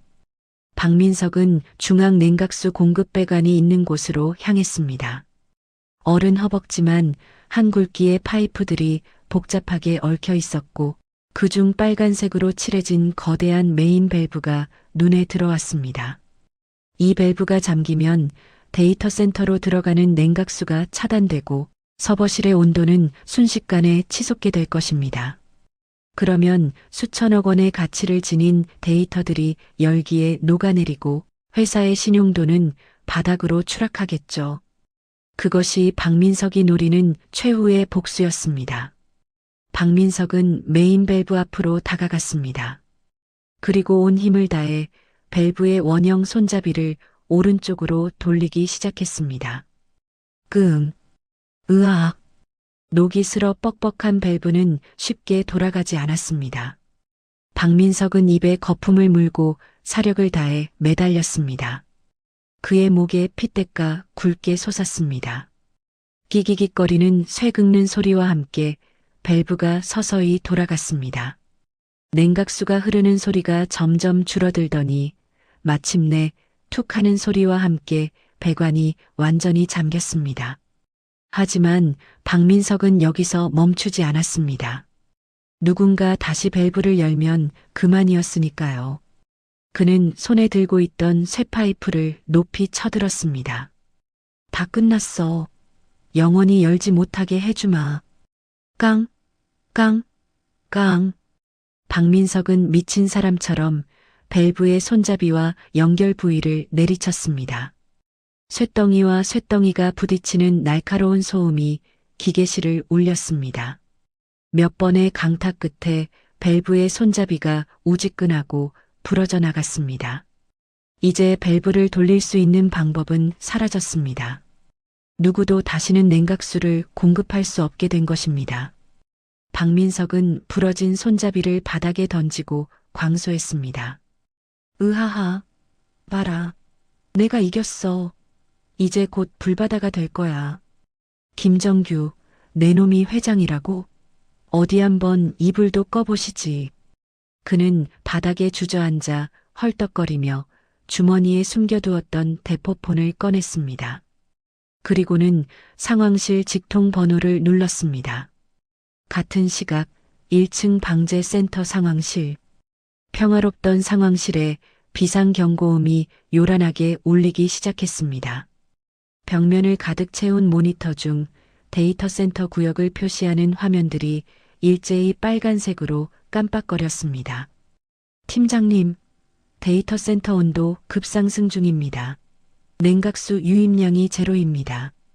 뭐야? 펌프 고장이야? 빨리 확인해. 아닙니다. 펌프는 정상 가동 중인데 배관 압력이 치솟고 있습니다.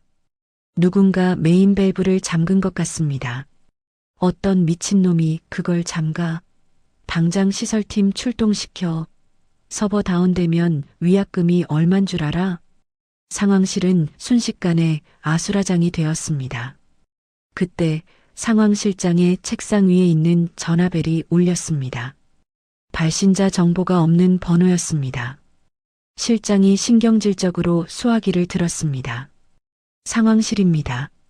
흐흐흐. 나야, 박전무. 수화기 너머로 들려오는 섬뜩한 목소리에 실장의 눈이 커졌습니다. 박 전무님? 지금 어디십니까? 혹시 밸브 잠그신 게 전무님이십니까? 그래, 내가 잠갔어. 그리고 손잡이도 박살 내버렸지. 이제 아무도 그 밸브 못 열어. 30분.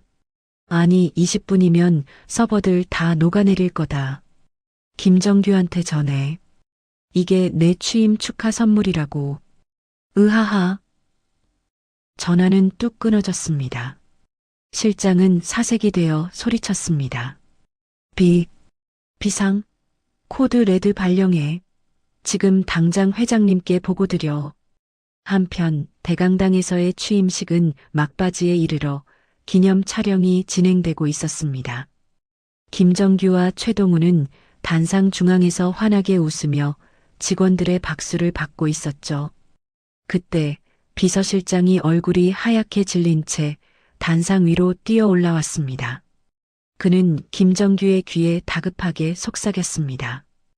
회장님, 큰일 났습니다. 박민석이 지하 기계실에서 냉각 밸브를 파괴했습니다. 김정규의 미소가 순식간에 굳어졌습니다. 뭐라고? 냉각 밸브를? 네. 지금 데이터 센터 온도가 40도를 넘어가고 있습니다. 이대로라면 20분 안에 서버가 다운됩니다. 서버가 다운되면 금융사 위탁 데이터들이 전부 손실될 수 있습니다. 회사가 망할 수도 있습니다. 김정규가 주먹을 꽉 쥐었습니다. 박민석, 그 쥐새끼 같은 놈이 끝까지 발목을 잡는구나. 분노가 치밀어 올랐지만 지금은 화를 낼 시간이 아니었습니다. 김정규가 옆에 있던 최동훈을 바라보았습니다. 최동훈도 비서실장의 말을 듣고 심각한 표정을 짓고 있었습니다. 두 사람의 눈빛이 허공에서 부딪혔습니다. 말하지 않아도 서로의 생각을 읽을 수 있었습니다. 동훈아. 정규야. 들었다. 옷 벗자. 그래. 양복 입고는 일 못하지. 김정규가 마이크를 잡고 직원들에게 외쳤습니다. 여러분, 죄송합니다. 비상 상황이 발생했습니다. 지금 즉시 전 직원 대피해 주십시오. 안전이 최우선입니다. 행사는 여기서 종료합니다. 말이 끝나기가 무섭게 김정규는 재킷을 벗어 던졌습니다. 최동훈도 넥타이를 거칠게 풀어헤치고 재킷을 벗었습니다. 수천만 원짜리 명품 양복이 바닥에 뒹굴었지만 두 사람에게는 거추장스러운 껍데기에 불과했습니다. 김정규가 비서실장에게 소리쳤습니다. 공구함 챙겨서 기계실로 따라와. 그리고 소방서에 연락해서 대형 펌프차 대기시키고. 회장님, 직접 가시려고요? 위험합니다. 기술팀이 도착할 때까지 기다리십시오. 비서실장이 말렸지만 김정규는 이미 단상을 뛰어내려가고 있었습니다. 최동훈이 그 뒤를 바짝 따랐습니다. 이봐, 김 실장. 기술팀? 지금 1분 1초가 급한데 언제 기다려? 그리고 이 건물 배관도면 내 머릿속보다 잘 아는 사람 있어? 없어? 최동훈이 달리면서 외쳤습니다. 58세의 두 중년 남자가 셔츠 소매를 걷어붙이며 복도를 질주했습니다. 그들의 얼굴에는 38년 전 실습실에서 땀 흘리며 기계를 만지던 열정이 다시 타오르고 있었습니다. 지하 3층으로 내려가는 비상구 계단. 뜨거운 열기가 훅 끼쳐왔습니다. 벌써 냉각 시스템 마비의 여파가 여기까지 미치고 있었습니다. 동훈아, 괜찮겠냐? 무릎도 안 좋다며. 김정규가 앞서가며 걱정스럽게 물었습니다. 시끄러워, 임마. 네가 회장이면 회장이지. 현장에서는 내가 선배야. 너 배관 용접할 때 구멍 낸 거, 내가 다 때운 거 기억 안 나냐? 최동훈이 거친 숨을 몰아쉬며 씩 웃었습니다. 기억나지. 그때 네가 나한테 밥 사라고 해서 월급 다 털렸잖아. 두 친구는 농담을 주고받으며 공포를 이겨내고 있었습니다. 드디어 기계실 철문 앞에 도착했습니다. 문은 굳게 잠겨 있었습니다. 안에서는 쇠파이프로 쾅쾅거리는 소리와 박민석의 괴성이 들려왔습니다. 박민석, 문 열어. 당장 안 열어. 김정규가 문을 두드리며 소리쳤습니다. 싫어. 다 같이 죽자고. 안 열어줄 거야. 박민석의 목소리는 이미 사람의 것이 아니었습니다. 완전히 이성을 잃은 악귀의 절규였습니다. 이 미친 자식이. 김정규가 뒤따라온 보안 요원에게 손짓했습니다. 부서. 보안 요원들이 소화기를 들고 도어락을 내리쳤습니다. 파각 하는 소리와 함께 도어락이 부서지고 문이 열렸습니다.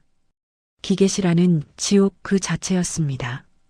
배관이 터져 뿜어져 나온 고온의 증기로 앞이 잘 보이지 않았고 경보 사이렌 소리가 귀를 찢을 듯 했습니다. 그 증기 속에서 박민석이 쇠파이프를 휘두르며 서 있었습니다. 오지 마. 오면 다 죽여버릴 거야. 김정규가 증기를 해치고 앞으로 나갔습니다. 박민석, 그만해. 이미 늦었어. 더 이상 죄짓지 마라. 늦은 건 너야. 저기 봐. 밸브 다 부서졌어. 이제 냉각수는 안 흘러. 너희 회사는 끝장이야. 으하하. 박민석이 손가락질한 곳에는 처참하게 망가진 메인 밸브가 있었습니다. 손잡이는 온데간데 없고 축만 덩그러니 남아 헛돌고 있었습니다. 최동훈이 재빨리 다가가 상태를 살폈습니다. 정규야, 큰일이다. 스핀들이 완전히 휘었어. 이거 렌치로도 못 돌려. 밸브를 통째로 갈아야 하는데 시간이 없어. 최동훈의 얼굴에 절망감이 스쳐 지나갔습니다. 상황실 무전기에서는 다급한 목소리가 들려왔습니다. 서버실 온도 55도 돌파. 60도 넘으면 자동 셧다운 됩니다. 남은 시간 5분입니다. 5분. 거대한 기업이 무너져 내리는데 남은 시간은 고작 5분이었습니다. 박민석은 그 소리를 듣고 미친 듯이 웃어댔습니다. 들었지? 5분이야, 5분. 끝났어. 다 끝났다고. 김정규는 눈을 질끈 감았다 떴습니다. 포기할 수 없었습니다. 30년을 바쳐 일군 회사, 그리고 친구의 명예가 걸린 일이었습니다. 그는 필사적으로 머리를 굴렸습니다. 그때 최동훈이 무언가 생각난 듯 소리쳤습니다. 정규야, 바이패스 라인이 있어. 뭐? 바이패스? 그래. 설계 도면에는 없는데 예전에 비상용으로 우회 배관을 하나 더 깔아놨어. 저기 안쪽 구석에. 박민석 저놈은 사무실에만 있어서 모를 거야. 최동훈이 가리킨 곳은 기계실 가장 깊숙한 곳, 배관들이 복잡하게 얽혀있는 구석이었습니다. 하지만 그곳으로 가려면 터진 배관에서 뿜어져 나오는 뜨거운 증기를 뚫고 지나가야 했습니다. 김정규가 망설임 없이 소매를 걷어붙였습니다. 가자, 동훈아. 저 쥐새끼가 망쳐놓은 거 우리가 고쳐놓자. 그래. 가자. 두 사람은 공구함을 들고 증기 속으로 뛰어들었습니다. 피부가 타들어가는 듯한 뜨거움이 엄습했지만 두 중년의 가장은 멈추지 않았습니다. 그들의 등 뒤에서 박민석이 비명처럼 소리쳤습니다. 안 돼. 가지마. 멈추란 말이야. 하지만 김정규와 최동훈에게는 그 소리가 들리지 않았습니다.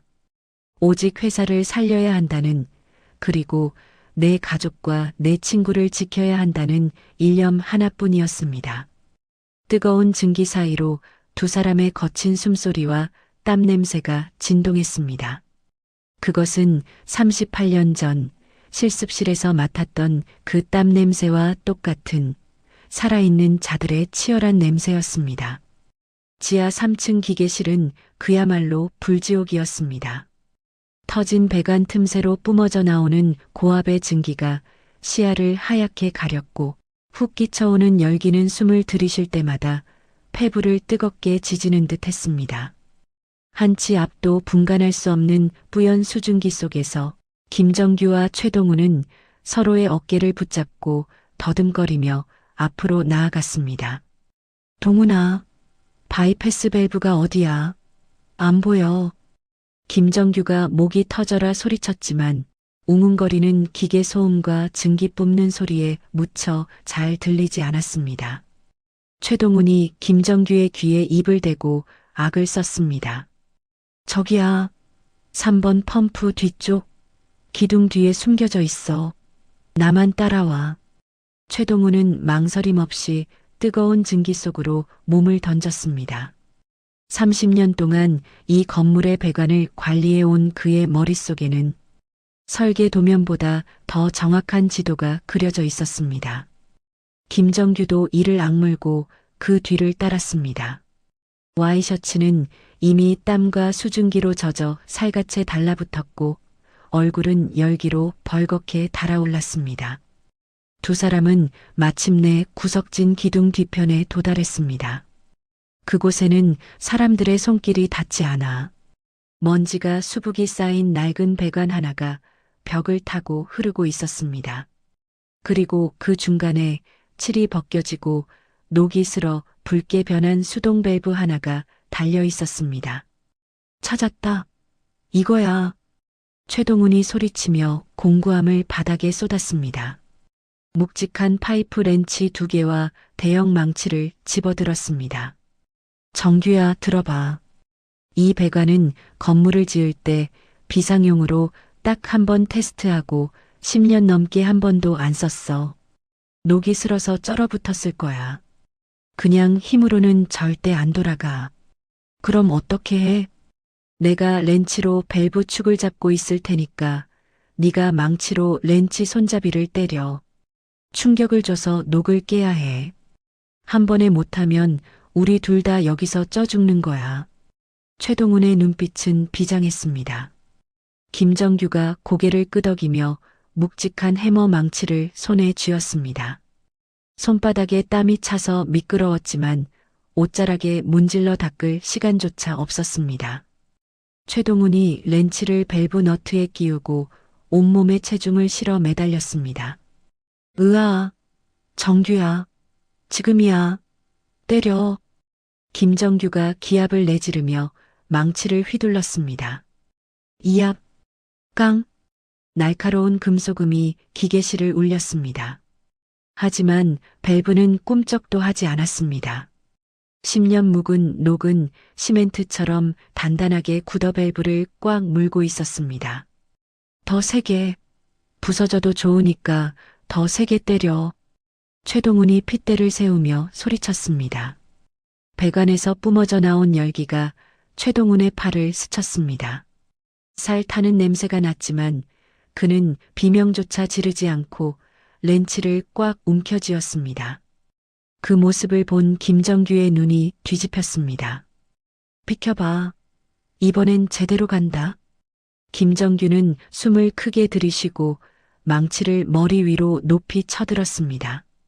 38년 전 실습실에서 쇠를 두드리던 그 감각, 현장에서 수없이 못을 박고 자재를 부수던 그 야성이 근육 하나하나에 되살아났습니다. 쾅, 쾅, 쾅. 3번의 연타가 이어졌습니다. 불꽃이 튀었습니다. 그때였습니다. 기익.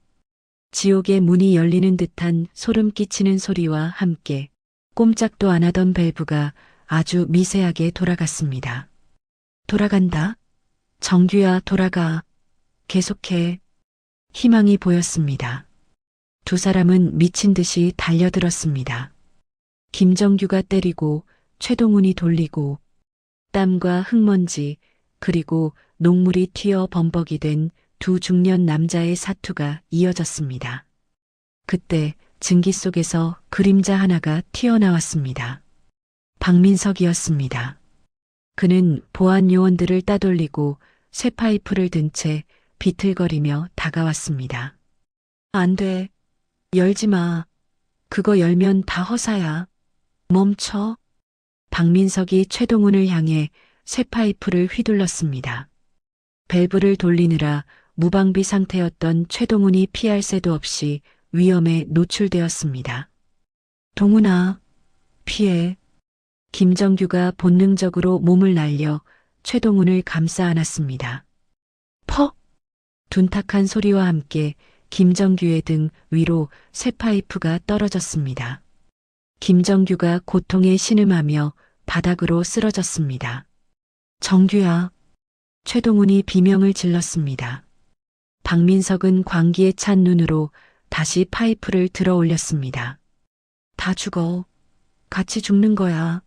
내 인생 망쳐놓고 너희들만 잘 살 수 있을 것 같아? 박민석이 내리치려는 순간 뒤따라온 보안 요원들이 몸을 날려 박민석을 덮쳤습니다. 전무님, 제발 그만하십시오. 이거 나 놓으라고. 저거 못 열게 해야 해. 박민석은 바닥에 깔린 채로도 악기처럼 발버둥 쳤지만 건장한 보안 요원 셋을 당해낼 수는 없었습니다. 제압당한 박민석은 바닥에 얼굴을 처박힌 채 짐승 같은 울음소리를 토해냈습니다. 김정규가 비틀거리며 일어났습니다. 등에서 불이 나는 것처럼 욱신거렸지만 뼈가 부러진 것 같지는 않았습니다. 그가 최동훈의 어깨를 잡았습니다. 나 괜찮아. 시간 없어. 빨리 돌려.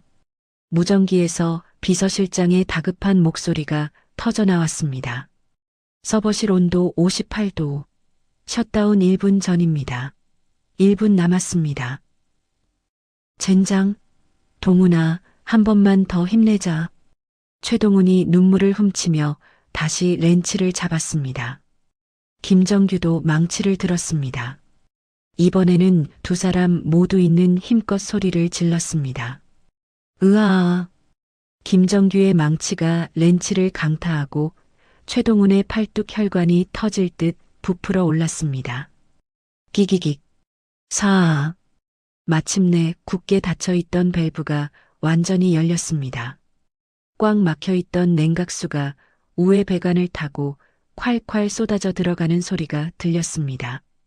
그 소리는 세상 그 어떤 음악보다 아름다운 구원의 소리였습니다.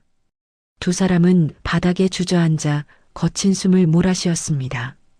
펌프 돌아가는 소리가 웅장하게 울려 퍼지고 배관 표면에 차가운 물방울이 맺히기 시작했습니다. 무전기 너머로 환호성이 터져 나왔습니다. 온도 떨어집니다. 57도, 55도, 50도, 정상 범위로 진입합니다. 살았습니다. 회장님, 해내셨습니다. 김정규는 그제야 렌치를 바닥에 놓았습니다. 손이 덜덜 떨려서 주먹이 쥐어지지 않았습니다. 최동훈이 땀으로 범벅이 된 얼굴로 김정규를 바라보며 씩 웃었습니다. 해냈다. 정규야, 우리가 해냈어. 그러게 말이다. 아직 우리 실력 안 죽었네. 두 사람은 더러운 기계실 바닥에 대자로 눕다시피 앉았습니다. 수천만 원짜리 맞춤 정장은 기름때와 녹물로 걸레가 되었고 말끔했던 얼굴은 숯검정 투성이가 되었습니다. 하지만 두 사람의 얼굴은 그 어느 때보다 환하게 빛나고 있었습니다.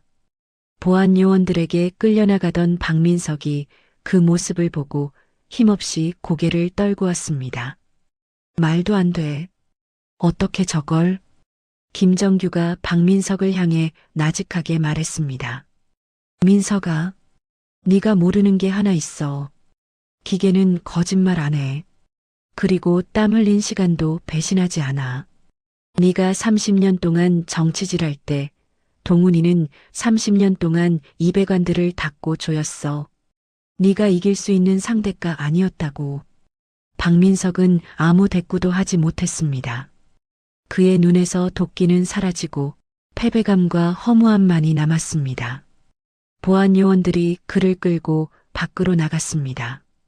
기계실에는 다시 평화로운 기계음만이 웅웅거렸습니다. 김정규가 품에서 구겨진 담배 한 개비를 꺼내려다 이곳이 금연구역임을 깨닫고 피식 웃으며 도로 집어넣었습니다. 아이고 허리야. 동훈아, 너 화상 입은 데는 괜찮냐? 따끔거리긴 한데 참을 만해. 너야말로 등짝 괜찮아? 아까 소리 엄청 크던데. 맷집 하나는 타고났잖아 내가. 그런데 야, 너 아까 렌치 돌리는 폼 보니까 아직 현역 뛰어도 되겠더라. 무슨 소리야? 나 이제 이사님인데. 결제 도장이나 찍어야지. 이사 같은 소리 하고 있네. 너는 책상머리 체질 아니야. 나랑 같이 현장이나 돌자. 싫어, 임마. 나도 이제 에어컨 바람 좀 쐬자. 두 중년 남자는 서로를 마주보며 껄껄 웃었습니다. 38년 전 고등학교 실습실에서 기름밥 먹으며 미래를 꿈꾸던 소년들의 웃음소리가 58세가 된 지금 대한민국 굴지의 건설사 지하기계실에서 다시 울려 퍼지고 있었습니다. 그때 비서실장과 구급대원들이 기계실로 뛰어들어왔습니다. 회장님, 최 이사님, 괜찮으십니까? 비서실장이 엉망이 된 두 사람의 몰골을 보고 경악했습니다. 세상에, 몸부터 살피셔야 합니다. 구급차 대기시켰습니다. 김정규가 손을 내저으며 비서실장의 부축을 받아 일어났습니다. 됐어. 뼈 안 부러졌으면 된 거지. 그보다 동훈이 팔 치료부터 해줘. 이 친구 팔이 우리 회사 기둥이야. 최동훈도 부축을 받으며 일어났습니다. 다리가 풀려 휘청거렸지만 김정규가 단단히 잡아주었습니다. 가자, 친구야. 올라가서 맑은 공기 좀 마셔야지. 그래. 가자. 두 사람은 서로에게 의지한 채 기계실을 걸어 나왔습니다. 밖으로 나오자 좁은 복도에 대기하고 있던 직원들이 일제히 박수를 쳤습니다. 누가 먼저랄 것도 없었습니다. 위기의 순간 가장 먼저 몸을 던져 회사를 구한 리더와 기술자에 대한 진심 어린 존경의 박수였습니다. 김정규는 쑥스러운 듯 코를 쓱 문질렀습니다. 최동훈은 눈시울이 붉어진 채 고개를 숙였습니다. 박수는 그들이 엘리베이터에 탈 때까지 멈추지 않았습니다. 엘리베이터 문이 닫히고 거울 속에 비친 두 사람의 모습이 보였습니다. 찢어진 셔츠, 헝클어진 머리, 검댕이 묻은 얼굴. 하지만 김정규는 거울 속의 자신과 최동훈이 그 어떤 명품 옷을 입었을 때보다 멋있어 보인다고 생각했습니다. 동훈아, 오늘 술 한잔 해야지? 당연하지. 포장마차? 콜, 꼼장어에 소주. 내가 쏜다. 회장님이 쏘시는 거면 비싼 거 먹어야 하는 거 아니야? 시끄러워. 얻어먹는 주제에 말이 많아. 엘리베이터가 1층 로비에 도착했습니다. 문이 열리자 쏟아지는 햇살이 두 사람을 맞이했습니다. 비온 뒤 갠 하늘은 눈이 시리도록 파랬습니다. 그 파란 하늘 아래 두 친구의 어깨동무는 그 무엇보다 단단해 보였습니다. 며칠 뒤 서울 강남경찰서 유치장 면회실. 쇠창살 너머로 들어오는 햇살이 삭막한 시멘트 바닥에 길게 그림자를 드리우고 있었습니다. 그 차가운 공간에 박민석이 수의를 입은 채 고개를 푹 숙이고 앉아 있었습니다. 며칠 전까지만 해도 최고급 이태리 양복을 입고 호령하던 위세는 온데간데 없고 헝클어진 머리와 퀭한 눈동자에는 깊은 절망만이 가득했습니다. 철문이 열리는 소리와 함께 누군가 들어왔습니다. 박민석은 고개를 들 기운조차 없는지 미동도 하지 않았습니다. 의자가 끌리는 소리가 나고 투명한 아크릴판 건너편에 한 남자가 앉았습니다. 김정규였습니다. 그는 여전히 등과 팔에 붕대를 감고 있었지만 표정만은 더할 나위 없이 평온해 보였습니다. 침묵이 흘렀습니다. 먼저 입을 연 건 박민석이었습니다. 그는 갈라진 목소리로 힘겹게 물었습니다. 비웃으러 왔냐? 꼴 좋다고. 손가락질하러 왔어? 김정규가 천천히 고개를 가로저으며 대답했습니다. 아니, 친구 얼굴 보러 왔다. 밥은 잘 나오냐? 네가 나한테 추천했던 그 경비 자리보다 밥이 잘 나올지는 모르겠네. 박민석의 어깨가 움찔 떨렸습니다. 그는 수치심에 얼굴을 감싸쥐었습니다.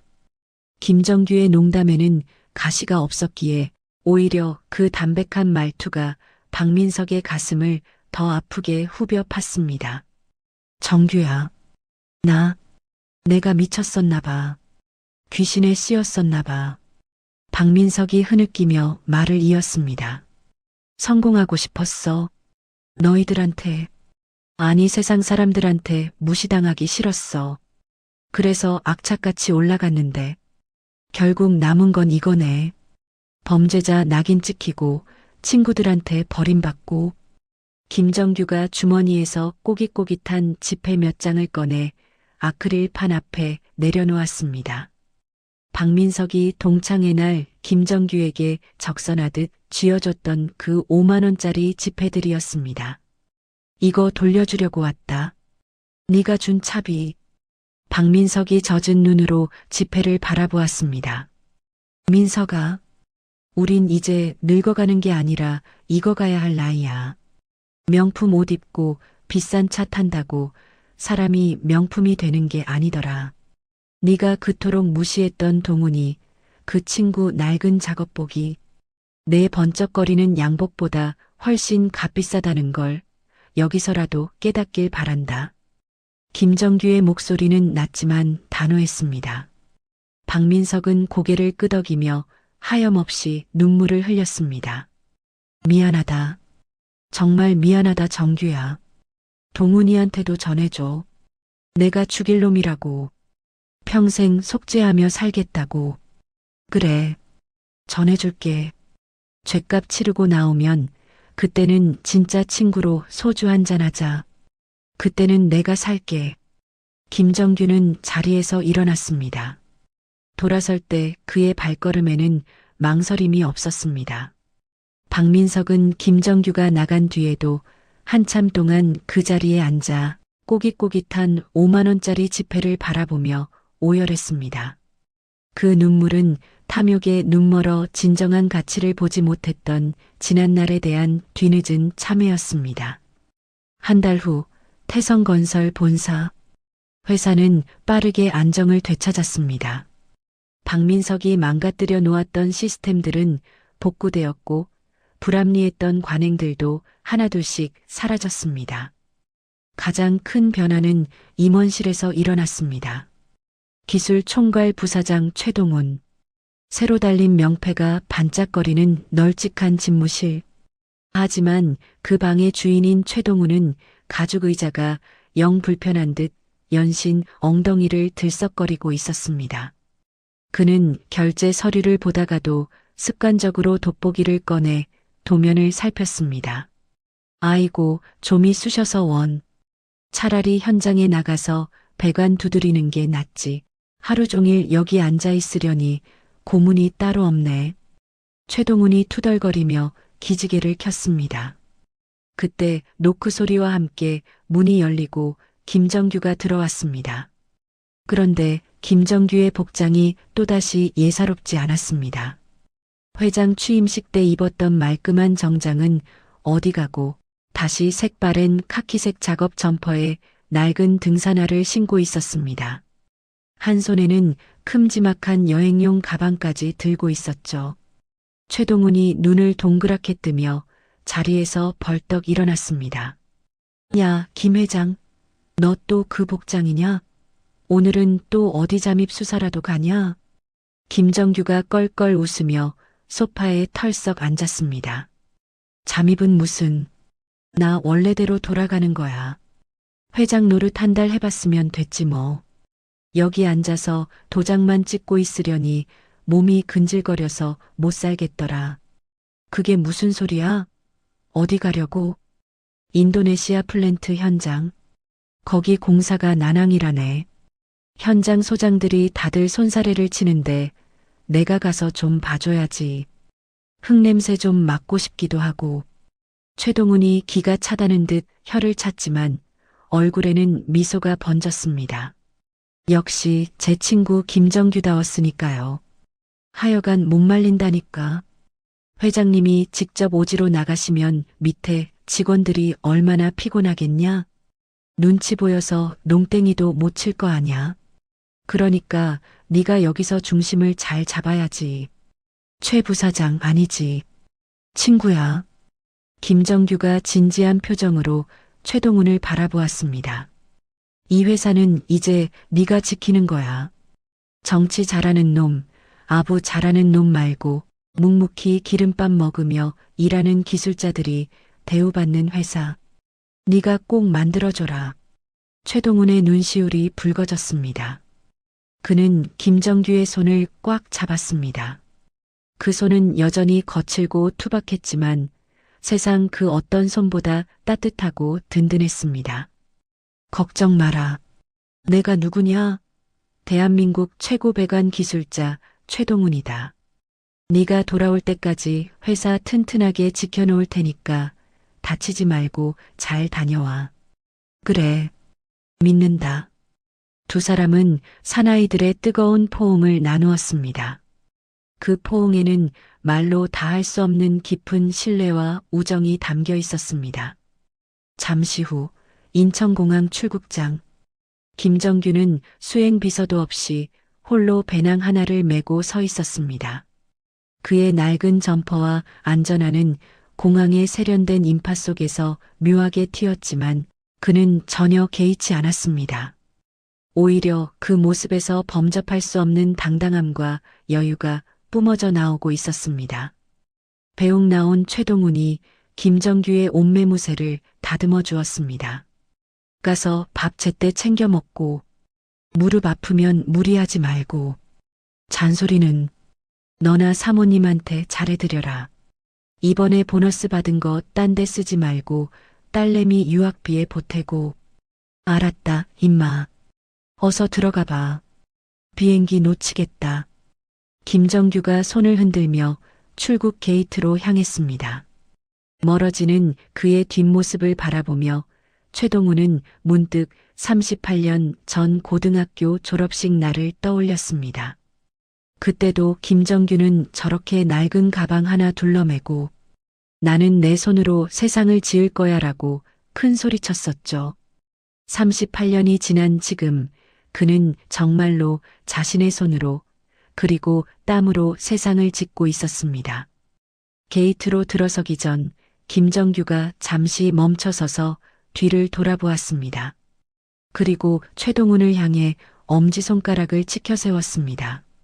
최동훈도 마주 엄지를 들어 올리며 활짝 웃었습니다.